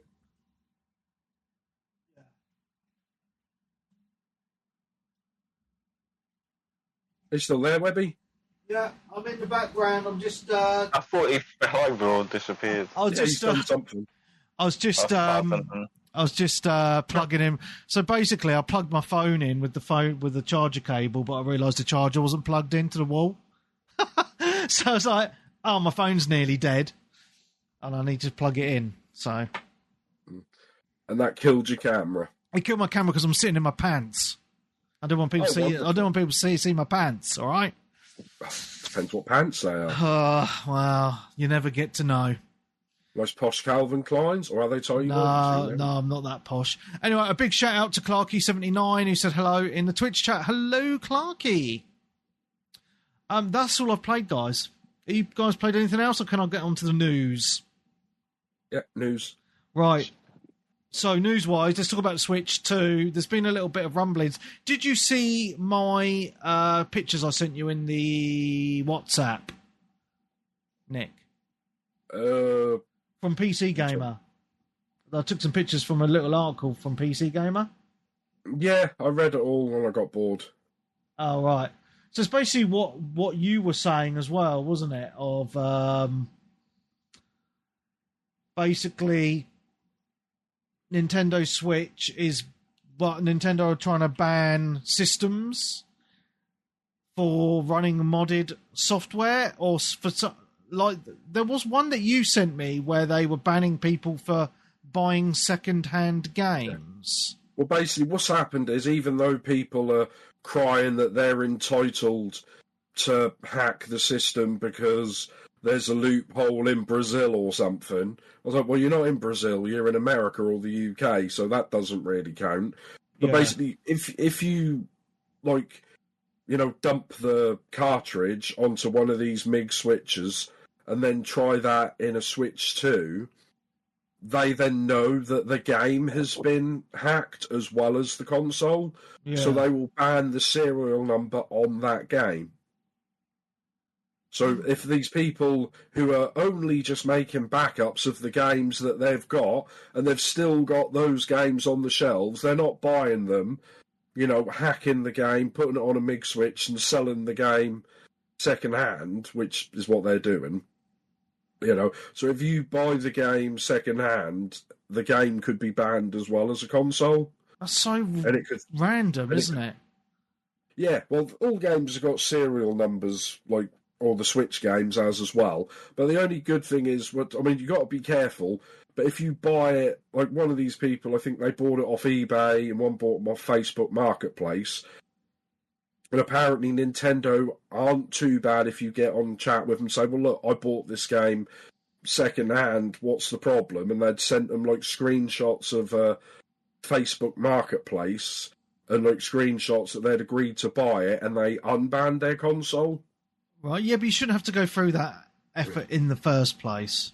I know, but this is people, you know, those people are getting done by people hacking the games, aren't they? And like extracting ROMs from these cartridges. Yeah, but they should have a way of detecting if you're using like a dodgy version and not the official version. You know what I mean? That just makes no sense. Well, they have. To me. The problem is they know if a game has been hacked and put onto one of these MIG switches because the serial number's been changed.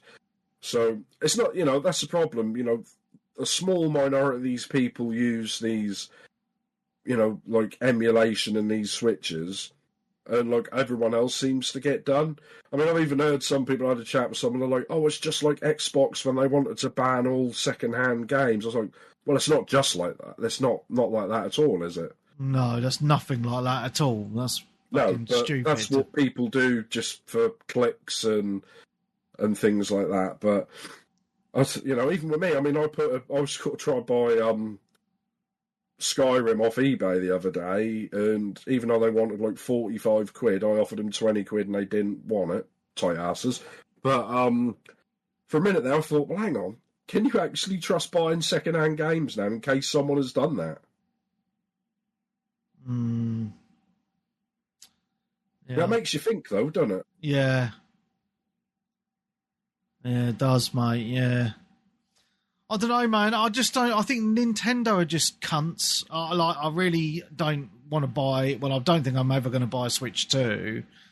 And it's just they treat people like shit. They go after all these places online. Yeah. These ROM YouTube places. Well, yeah, but also like ROM places for games that you can't even legally buy anymore as well. And not just that.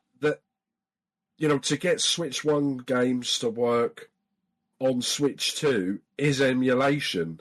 Yeah. So they're using emulation on their systems, and they're moaning other people use emulation. So it's okay for them to emulate, but it's not okay for everyone else to.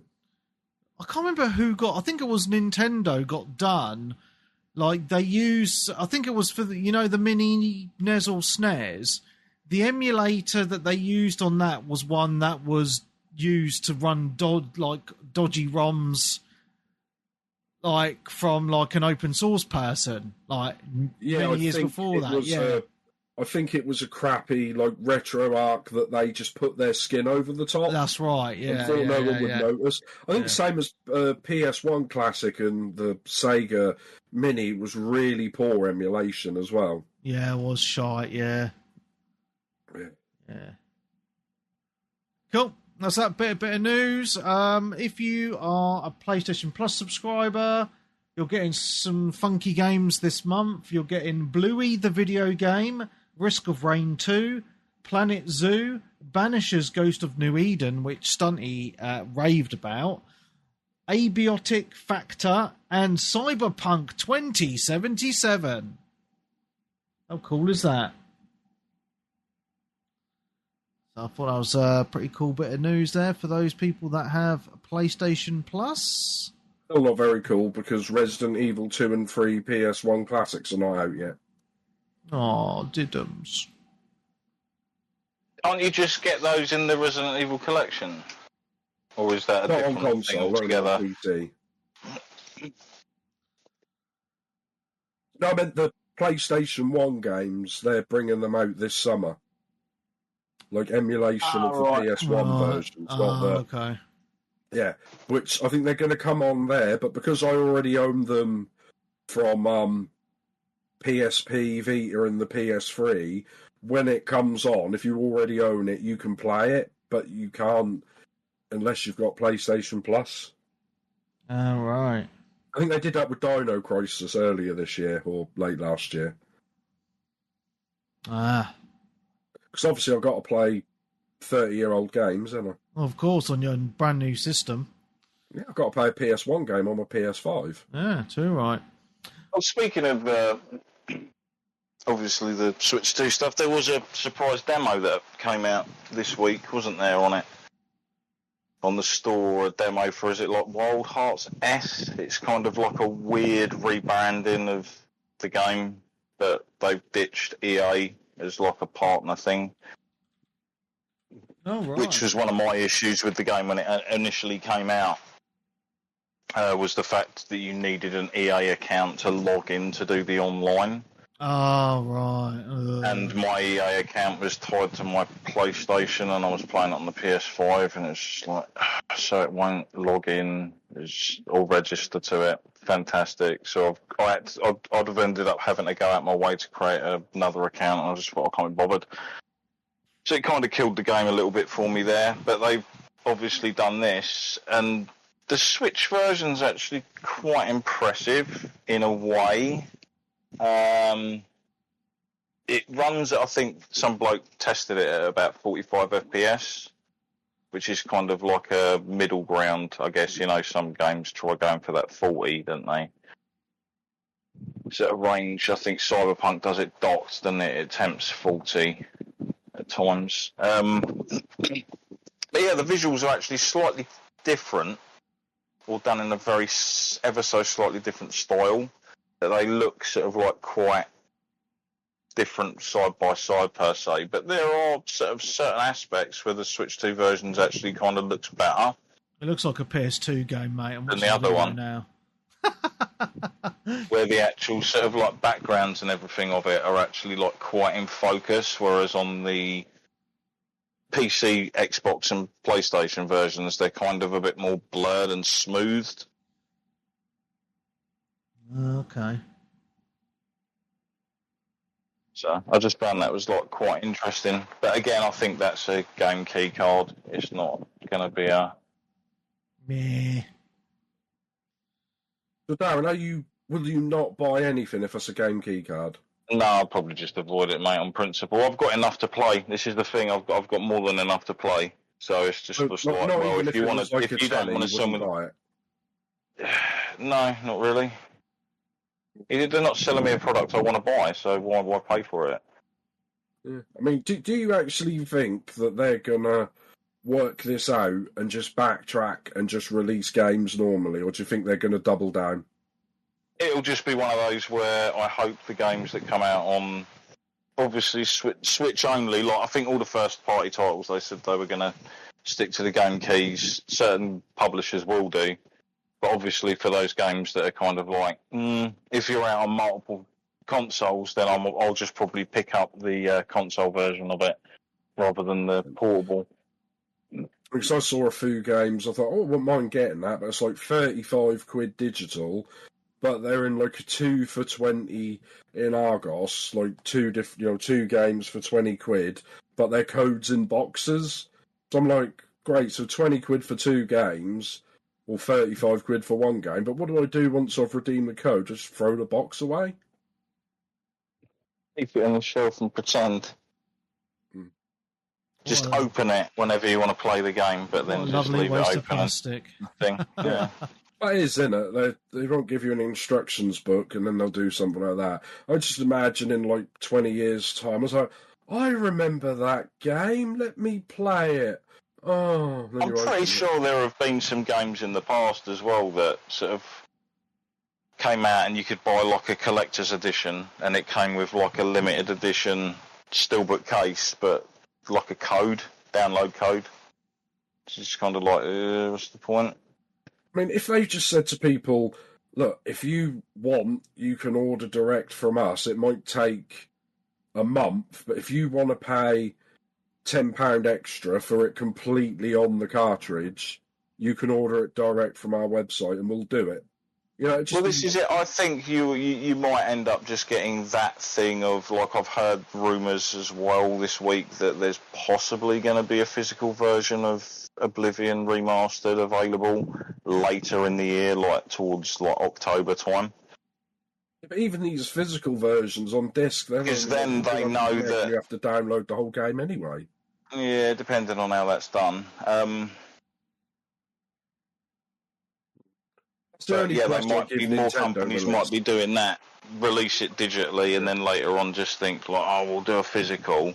But because most of the people we know have already bought it already, we can just do a set run. We don't have to do like an expectant run, because I think that's what roughly stuffs certain companies over. You don't know how successful your game's going to be.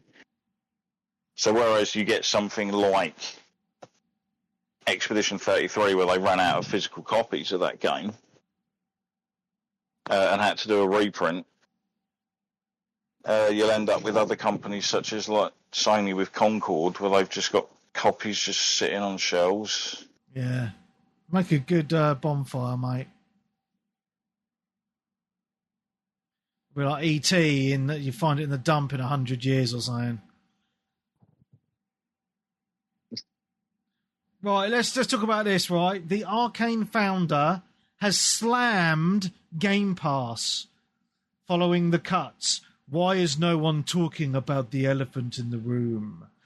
The Dishonored director believes Game Pass has damaged the gaming industry. What do you think of these comments? we've talked about Game Pass enough anyway. I think it's amazing. I get why it's there, but yet it has created a bunch of people who don't necessarily buy games anymore. But then you've got the flip side of that, where people will try games that they wouldn't necessarily have tried before. Yeah. I just find it weird that this guy at the studio is bad-mouthing it. I thought Arkane were pretty close with Microsoft. What was the last Arkane game that came out? Was it? Well, he might have come from the Arkane that was basically done in by Redfall. Well, they should have made a better game. Well, again, I think it was a game they were told to make. I don't necessarily know if it was. I'm sure I heard stories about it, about it not necessarily being a game they wanted to make, because it had delays and stuff as well, didn't it? Yeah. To it, and it was one of those ones where, like, it had a lot of promise. You could completely redo that game, change the visuals and how some of it plays out and everything, but keep a lot of the ideas and everything in there, and you could make something amazing. Yeah. It's all in the execution. I mean, they were, like, exploring the cities and stuff like that is always sort of fun, like abandoned sort of areas and cities and locations, etc., to have a mooch about and find stuff is always a winner. It was like one of the cool parts about, like, just going around as a squad of people in things like The Division. Yeah. Where sometimes some of that open world exploration is more enjoyable than just charging for a fucking shooting range set piece level. Yeah. I see people complain about that sort of stuff. I mean, like I said, I've been to the cinema 3 times this week. I've been to Oh, you spent some money then? Yeah, well, that's not about £10 each. Like, I was at F1, the Jurassic World, and saw Superman last night. Yeah. And I've got Netflix, yet I'm still going to the cinema. And it's just like the movies industry was complaining about Netflix a few years ago, saying, "Oh, that's the reason people aren't going to the cinema to watch our movies is because of Netflix." I'm like, no, it's because the movies are shit. I think it's a mixture. Like, some of the movies have been completely hit and miss, or they're just not appealing to what you like out that of the as film. well, and also they're. But then I think they're talking about streaming, aren't they? Yeah, I think movies had a problem, depending on the budgets of the films. Of people like myself, I'm guilty of it. There are certain films that I want to see that in the cinema, and other films where I'm just like, oh, that's a rental or watch it on the streaming or whatnot kind of thing. Well, I'm not paying at the cinema. I'll sit and watch like a rom-com or something. When I had that there was a film out, Karate Kid Legends, which... Oh, is that been and gone by now? Oh, it's still at the cinema, but that was on streaming with less than 3 weeks. Yeah, I watched it the other day. It was shite. It's pretty shite. I like the nostalgia, but there's like 10 minutes of nostalgia and the rest of it's just crap, And I'm like, that's why I'll watch that on streaming. I won't go to the cinema and pay to watch that because I know. Well, let's talk about something else with cinemas. Like Clarky's just put something on Twitch, and I've done the same thing.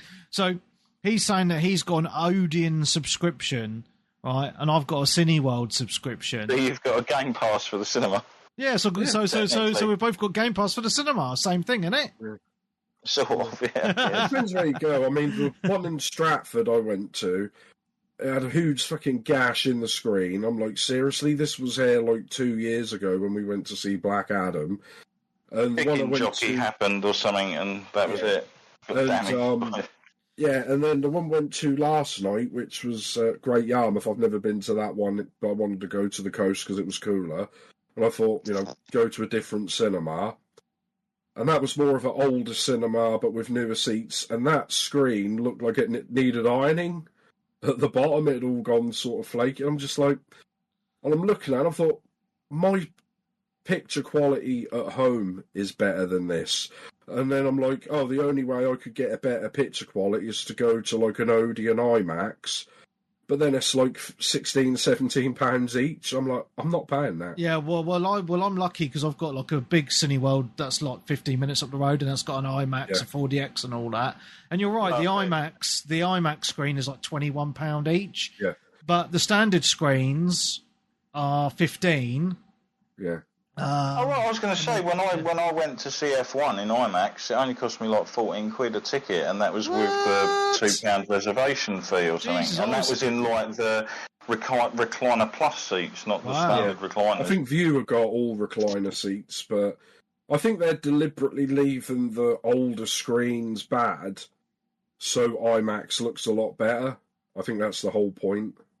Well, IMAX is so, like, the sound quality is so much better as well. Oh, so good. I mean, this one I went to last night was Superman. I don't even think, like, the sound seemed off as well. Like, it didn't seem... I mean, it must have been some form of surround sound, but I don't think it was, like Dolby anything or something like that, because it sounded... Honestly, I thought I went to the cinema in the 90s again, which I did enjoy it, but... Yeah. Nice. Right, let's get back into game stuff, shall we? Let's get back into video games. We talked about the Arkane thing. There was a little article I put. I wanted you just to have a brief discussion about this. This talked about how Xbox, the brand, and obviously they're on a downward spiral, blah, blah, blah, blah. But what they're really missing, and I kind of do agree with this, actually, is... During the 360 era, it had a really good sense of community, and one of those good community leaders was Larry Herb, Xbox Live's Major Nelson. You know, he did the podcasts, he did community events. You know, we had AC Bongos as well in the UK. You know, you had those good community people that would always be on the socials or whatever, like pushing the Xbox brand and doing stuff. And that's kind of something that's missing these days, isn't it? From all systems, you know? Actually, yes. They're thinking about it. Like, even Nintendo, who had obviously had the big faces of, like, your Reggie Fils-Aimé or whatever it is, and Iwata, who I think it was like his 10-year anniversary of his passing the other day. They were kind of like figureheads that were out there, but now everything just seems to be just like brand. Apart from sort of like Phil Spencer or whoever wants to walk out and appear during like a Sony thing again. Yeah. But no, I mean, it's just, it does make, like, I read this article and it made me think, I was like, yeah, you know, that's what made the 360, that whole generation on that system, so special. It wasn't just the great games, you know, because the console, you know, I had about 6 of them in the end.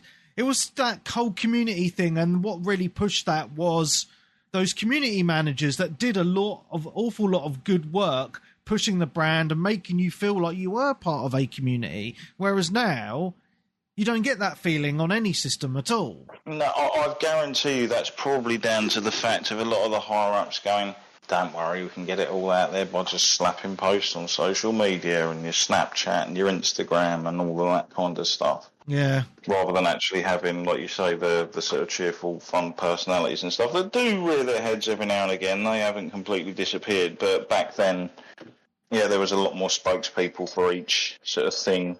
Yeah. And people that seemed to have a lot more fun. Yeah. With what they were doing. To be honest, things seemed to be less corporate speak back then as well, if you know what I mean. Yeah. When sort of people are being interviewed about stuff. Or talking about certain things. Like, these people know how the gamers really feel about it. Yeah, definitely. But obviously they can't. I think Microsoft are more in charge of Xbox now than the Xbox people. I think towards the end of 360, when they started making decent money, Microsoft just took over and they only care about making money. They don't... Do you know what I mean? The Xbox 360 was a pretty damn big success, wasn't it? Even if it wasn't like making them bucket loads over at Microsoft, at the end of the day they got a massive customer base of people and fans. I mean, if Xbox 360 were making, like, say, $100 million a year profit, and they're like, oh wow, you're actually making profit, and they stick people in charge that don't even like games to make sure next year they make 200 million, and then the year after that they make 300 million, and the year after that they make $1 billion, and they don't care like what people think as long as they make the money. I mean, this like I said, they've got people that, like these companies now, always have to feed the fire. Yeah, I mean that's why they're always there in the background, getting hungry for more and more and more and more. Well, and they've cancelled all these games because people in charge at Microsoft, they're like, why would we be spending all this time and money making our own games like Perfect Dark when we could just pay someone else who's making them already and just stick it on Game Pass and make profit, and we don't have to put in effort and just get the profit. That's what they're doing, and that's why they'll cancel all these games. I mean, I know they're and the fact that a lot of them had been worked on for like 6 or 7 years or more, and there was still nothing to show for it. Well, yeah, that's like that model. What I think only PlayStation. Well, I say PlayStation. So they're struggling as well because they're down. So they're all downsizing these big studios because they don't want to spend 5 years and 500 million making a game that only sells like 3 but like we said, copies. Like who's fucking telling them to spend that amount of money? Oh, it's ridiculous. It's the big head corporates people that says, oh, Call of Duty and FIFA sell 20 million copies every year. Well, our game will sell that if we spend what they spend making the game. And nobody tells them because, not being funny, these upper management rich people, they never get told no. They surround themselves by yes men.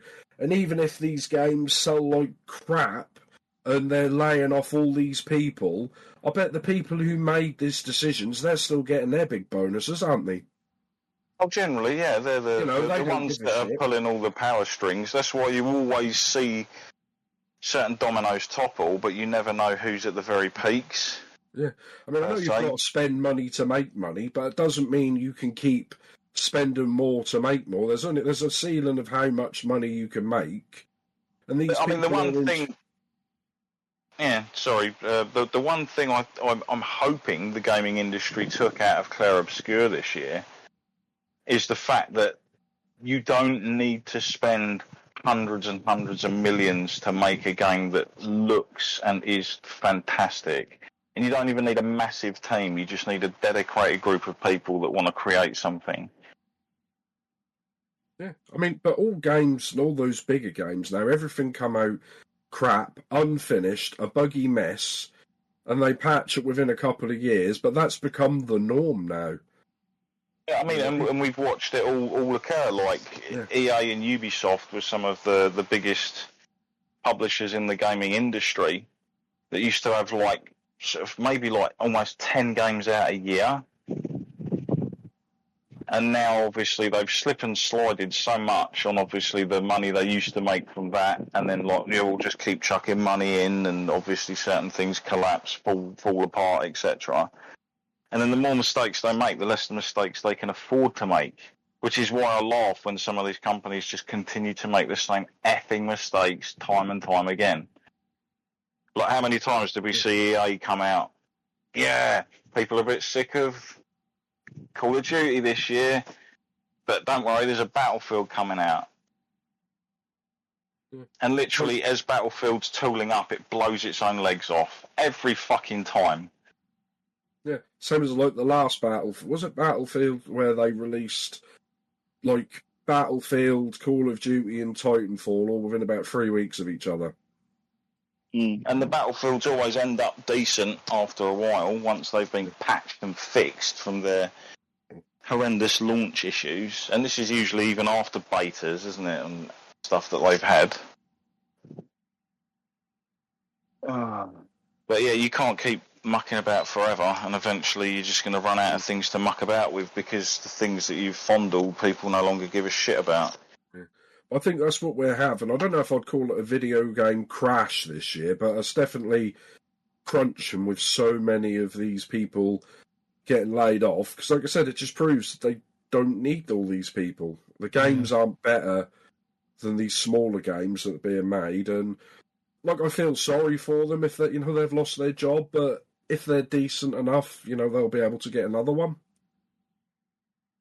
I mean, like, to be honest, I wonder how many companies are actually thinking, right, shall we break our team down into smaller little groups, ask them what kind of franchises they want to work on and stuff like that, and we'll just, instead of bringing out, like, it's worked really well for, like, we'll say in the film industry, A24.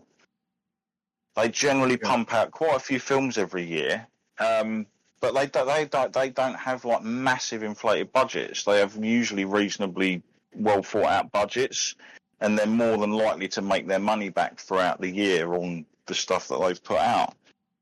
It seems like games, so rather than like just game pump it all into one, just make a load of smaller games. It seems like every game in the last 5 years wants to be the biggest selling, like the big blockbuster summer, movie. I want every game to be like that. That's like every movie. It's because every company's almost banking on needing that to keep going. Yeah. Well, I think that's a lot of companies have set themselves up where they need it, don't they? I mean, how many? What was it? Took Alan Wake 18 months to break even. Oh, that's ridiculous, wasn't it? Yeah. I mean, what kind of company can? How can you sustain that type of thing? How can you wait 18 months to get paid? What company can wait 18 months to get paid? I mean, at least it did wait. I mean, look, if you think back in there, with like certain films, you get films come out of the cinema fail absolutely miserably, like absolute classics that are now highly revered, just bombed at the cinema when they came out, which is baffling. Yeah. But then with certain films, you're kind of like, no, I can understand maybe not wanting to sit in the cinema for 3.5 hours to watch this. Whereas I'm quite happy to sit back at home and just chill and watch it, maybe over a period of 2 nights or whatnot.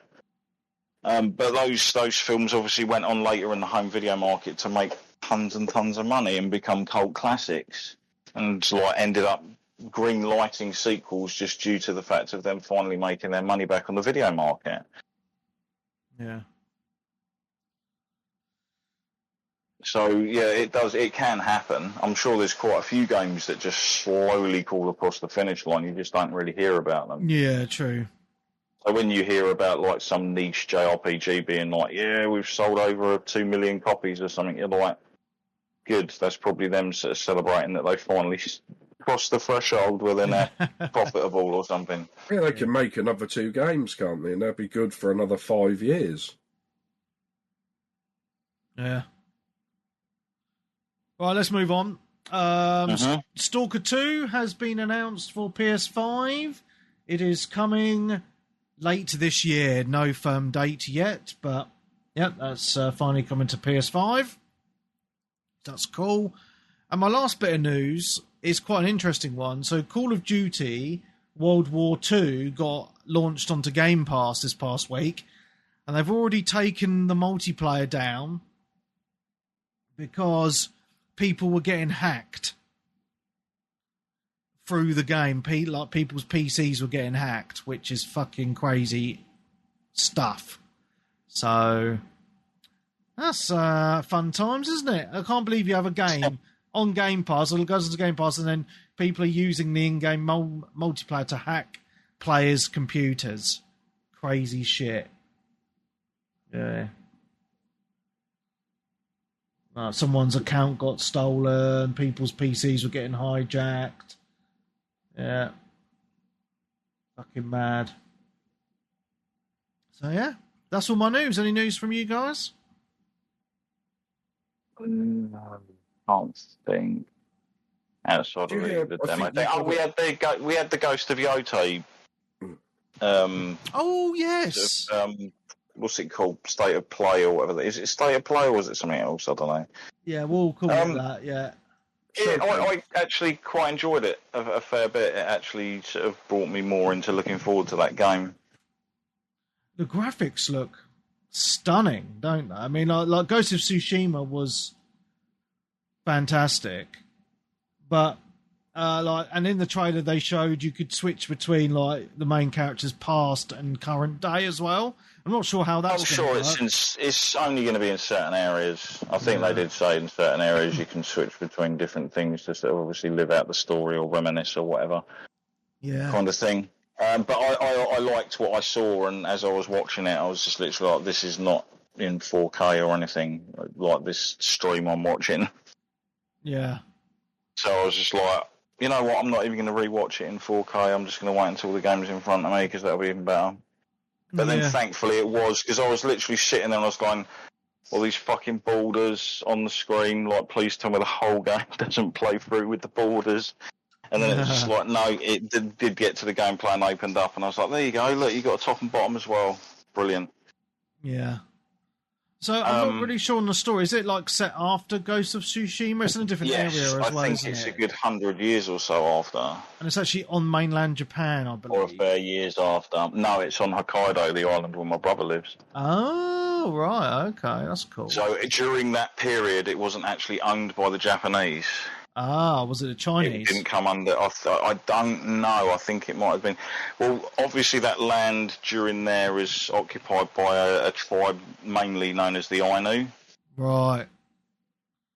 Okay. Which again, they're very much like what we would associate with Inuits and stuff. Right. Like, yeah. They're kind of weird, because that tribe of people were kind of all over the world as different iterations of the same thing, if that makes sense. Right, yeah, and that they don't exist. All very similar, but they're all very unique in where they are on the globe and stuff, but very similar kind of group of humans spread about. Interesting. Now... So... Yeah, I think the gameplay looks cool from what I've seen in the open world. It's because the thing of what I liked about Tsushima, Darren, was like he used like the wind to guide you. There's no like markers. Yeah, that's still in there. That. Yeah, but there has been quite a big backlash I've noticed online about it, and it's mainly concerning the main character. I've seen it popping up all over my timeline again today, and that's because the main actress is a they them, doesn't identify as a male or a female, and is very vocal in that type of political discussion online as well. So obviously, they're a bit of a social, like, what do you call it? SJW. No, not necessarily that. I meant social. What's it called? Social media, like idiot. Classic sort of person on social media where you just kind of like, I'm not really into what this person's posting or whatever the fuck, but at the end of the day, they're just like a likeness of the character in the game, and it has actually got a Japanese voice language option with lip sync this time, because the original one didn't have lip sync, so I ended up having to play it through in English because the mouths didn't match up if you had it in Japanese. Oh, I played for it in Japanese, and that never bothered me, mate. No, I think they fixed it. I think they did fix it in either the sort of like the PS5 edition or the upgraded editions that sort of come out later on. I think they sort of did, but it was like a budgetary thing at the time, I think. Okay. But it was quite interesting to see they've added 2 new sort of gameplay modes, even though the first one, the Kurosawa mode, is just basically it just puts a black and white filter and stuff over the game. Yeah. You can play it in black and white, which was in the first one, but now you've got trying to think, is it Takashi Miike or Miike, where it's like more up close camera, more visceral combat, more bloody and muddy, I suppose they said on the video, wasn't it? And then the one that actually kind of interested me was the last one. What's that? Which is the gentleman that did Samurai Champloo. Are you talking about the music? Yes, the dubstep. Basically, the lo-fi stuff. Like, if you've ever seen Samurai Champloo, it's full of that. It's full of this like sort of Japanese sort of chill infusion stuff, mixed with a little bit of hip hop. Because I still will always remember the scene of where someone basically takes the hilt of his sword and he's like MCing into it.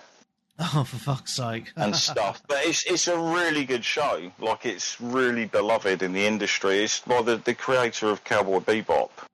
Oh. It was another one of the things he'd done, or he did later on. So, yeah. Is there a release date for this, Darren? Are you aware of that? Yes, October. Oh, it's not that far out. Yeah, then, so really. it was Watanabe. I wasn't too sure if it was. I just had to double check just to make sure. So Shinichiro Watanabe, creator of Samurai Champloo, Cowboy Bebop, Carol and Tuesday as well, which I liked that for a couple of episodes, and then that ran, sprinted, and jumped like into the exact type of shit that obviously the lead actress from Thingy was talking about. Oh, great. On social, I was just like, that went full bore into it like I've never seen before, and there was like one episode I watched, I just went, what is this? Why have you done this? Fuck this. And I was gutted because the music in it was really good. That's a shame, as well. Man. Yeah, but I was just like, I'm not putting up with this stupidity. Yeah. So, yeah. Cool. If it does look good, I'm probably going to have to wait for it to hit PC, I think, and that's probably going to be another year after the PlayStation launch. Yeah, it's usually a year, isn't it? Yeah. So.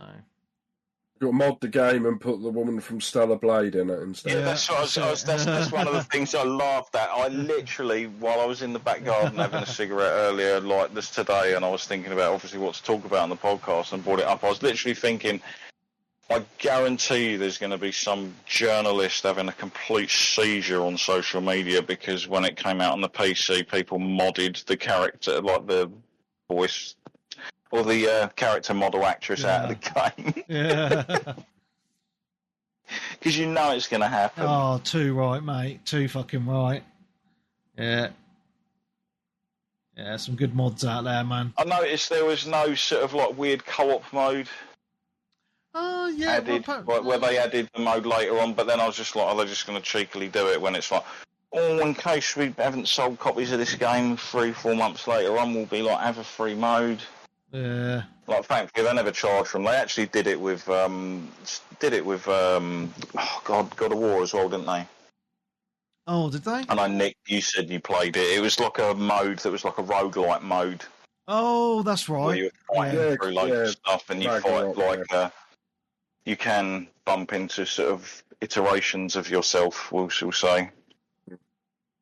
Very cool. Yeah, it looks interesting, man. It looks better than I thought it was going to be because I was quite worried about it, to be honest. But yeah, it does look good. But yeah, I'm going to wait for the PC version because obviously the first one hit PC, so obviously this one will at some point. Sweet, is that I it? like the way they literally sort of said, like, yeah, you can take the whole story and thing at your own pace and explore and just do what you like, kind of thing, which is all good. Because if you're on sort of like that kind of a journey, you want it to feel like a journey like that, rather than just being guided all the time. I remember on the first one, just make a linear game at that point. First one, I spent ages doing that. Those fox shrine things, spending fucking ages doing them.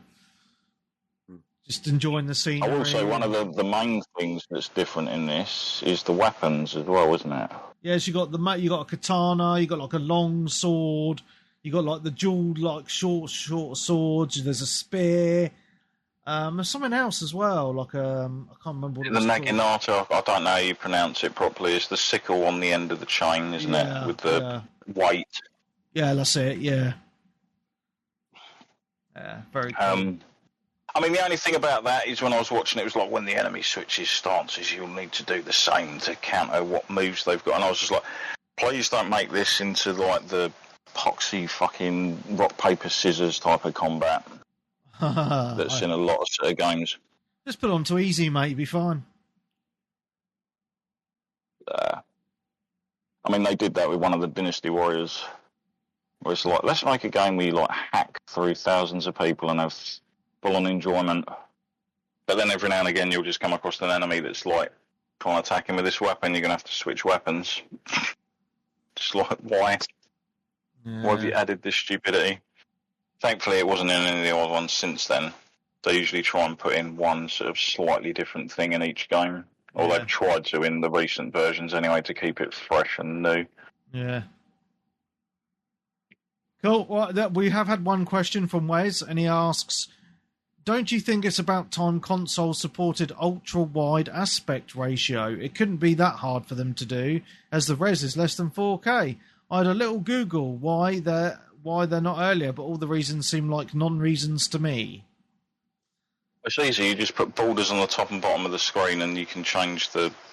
I know you can't do it on all games, but obviously the draw distance of your character. It is weird. I don't see the point in ultra wide, to be honest. I'm just one of these people where it's like, oh look, if you put the picture at the top and bottom, you get that as well. Shocking. Well, I've actually used an ultra wide. I just think the amount of people putting a PS5 or Xbox on a monitor rather than a TV is such a tiny percentage. It's just not worth it. It's not just about stretching the screen. You know, if you've got to move like maps and like boxes into, you can understand it as well for obviously PC gamers, because you're generally sat in front of your monitor, whereas like if you're playing on the console, you're set back from the TV. Yeah. I just think it's got to be less than 0.5%. It's going to be a small number. But most of those games that are on console do have ultra wide support on their PC versions, though. So. Oh yeah, well if that's on PC, they've ported it, aren't they? So that makes sense. But no, I think the use case is, as you say, is super tiny. That's not saying that some game companies won't give you the option in like the picture options, like to change it to that ratio if you wanted. You can understand if you're up close to something, you kind of want more of your eye vision taken up by the scenery of the game. Yeah. If they've developed it for PC, like the same game, and they've developed an ultra-wide mode like a couple of years later, I can't see why that would cost a stupid amount to then patch that into the console. Well, most games on PC come with ultra-wide support now anyway. There's very rare you get a game that doesn't anyway. So, but... That'll probably be the next type of telly they try and flog us, isn't it? You've got the 4K, but have you got the 4K OLED ultra-wide? Yeah, but then what would be annoying is whenever you're watching TV or a movie, you've got these big black a normal borders film, you can have the borders to the sides. Exactly. So why bother? There's no point. Yeah. Although there have been some films that have done that in recent years, where they're like, oh, even though this is a new film, we're filming it in 4:3 aspect ratio. Oh, that is so weird. Yeah. Two instantly come to mind. The Lighthouse, which is a fantastic film, and Justice League, Zack Snyder's Justice League. Nice. There we go. Right, that's everything from my end. Just want to talk quick about the Ubisoft news that came out last week. Oh yeah, I almost talked about that, but I was just like... Oh yeah, we haven't mentioned that, have we? Yeah, well, basically they've updated. They're not the only ones, so it's not just having a go at Ubisoft. That was just the latest one. I think it's with the Crew Motorfest. But basically they've updated their terms and conditions that say that when these games, you know, that are online live service games get turned off, that it's in the terms and conditions that if you own the game on disc, that you have to destroy that copy. Yeah. And I'm like, really? Ridiculous. I know, but it's not only them. I mean, there's some other games, Webby. Final Fantasy VII Remake, that has it. Metaphor ReFantazio. Yeah, but Final Fantasy VII Remake is never going to be not supported. It doesn't need to connect to the internet to work, does it? Well, you don't know, do you, mate? I mean, like I said, if Nintendo can see what we talked about earlier with these Game Key cards, if you plug these games into your console and they say, nope, you're not allowed it, we're going to brick your console, it's just getting stupid, isn't it? I mean, we were talking about it in our, WhatsApp earlier, like when we used to watch movies and videos at school, and it was like, oh, this is not intended for public display, and you're not allowed to lend a DVD to your friend. It's against the terms and conditions, and it's all there to protect their arse from legal action. That's basically what it is. Because it all seems to have stirred up around the Stop Killing Games movement. Yeah, it's been trying to push through in the courts and stuff. I mean, can you imagine that? Oh, Webby's like, oh, they've told us that Final Fantasy VII Remake's turned off, and I have to do that. Here you go, Leon, just set fire to that for me, will you? I'm just like, seriously? I mean, I mean, just the terms and conditions that we must have agreed to over the years. Just you have to. I've talked about it before. Like, you sift through like 2 or 3 menus of them, and like you have to scroll down, or if you don't accept it, you can't even log in and play the game or whatever. It's just how, if they can enforce it, because they never used to be able to enforce it years ago, because nothing, DVD players and games consoles weren't online. I mean, you got to think about it now, Webby. It's like you think, I'll play Final Fantasy VII Remake. I'll play that again. Because how many times have you gone back to play original Final Fantasy over the years? I've probably completed about 15 times at least. Yeah. So if you try to go back and complete, like, Remake, whatever, and that's turned off, and you plug it in and they go, nope, you're not allowed to play it, and now your PlayStation console is banned and all your games have been lost, and you think, I'll play Remake. I don't think it'll ever get to that point. Well, I mean, we've agreed to that. We've agreed to the terms and conditions. But this is a problem with online-only games, right? Like, they've got a finite... Well, these are offline, though, aren't they? Final Fantasy VII Remake. Yeah, but we're not talking about them. We're talking like those sort of terms and conditions are really only viable for those online games, aren't they? Oh, yeah, I'm saying, I know... Which most people know is a live service game when they buy into it. I didn't buy The Division knowing that was going to be an offline playable game. I bought it always knowing that, shelf life, unfortunately, but... I think those types of games we know from the start. It's just weird, like Final Fantasy VII Remake would have that in the terms and conditions. Yeah, that doesn't make sense at all. Yeah. I mean, when we know, like, the games you're playing, like Black Desert, First Descendant, all these types of games, we know they're always online and they're going to get turned off. But other games, you think, why are they doing that? It's just controlling it. It might just be a standard, like, thing that you accept for each game that they have for the company that puts out. I mean, that really get you, that's probably someone who's like... I mean, you know what's going to happen? That Final Fantasy VII Remake Part 3 is going to be a PS6 exclusive. So Webby tries to fire up his, like, PS5 game, and they're like... Nope, that doesn't work anymore, Webby. But you can buy the PS6 version again. Yeah, hopefully these, all these people trying to get like save games and all that. Hopefully they get, they get listened to. Even if like the thing doesn't go through, it's bringing it to the attention of gamers to be more alert to what they're sort of signing up for and. Such. Imagine, like, some of our favourite movies and games, if we could never play them again. Yeah, exactly. But yeah, that's already happened. If you could never play Final Fantasy VII again, I'd cry, but I'd always find a way. Well, no, you'd say you'd find a way. The only way is piracy, and they don't like that. They get humpy. Well, diddums. Is that it, guys? Yeah. I think that's it, isn't it? 10:10 at night. It is almost Betty Buys time.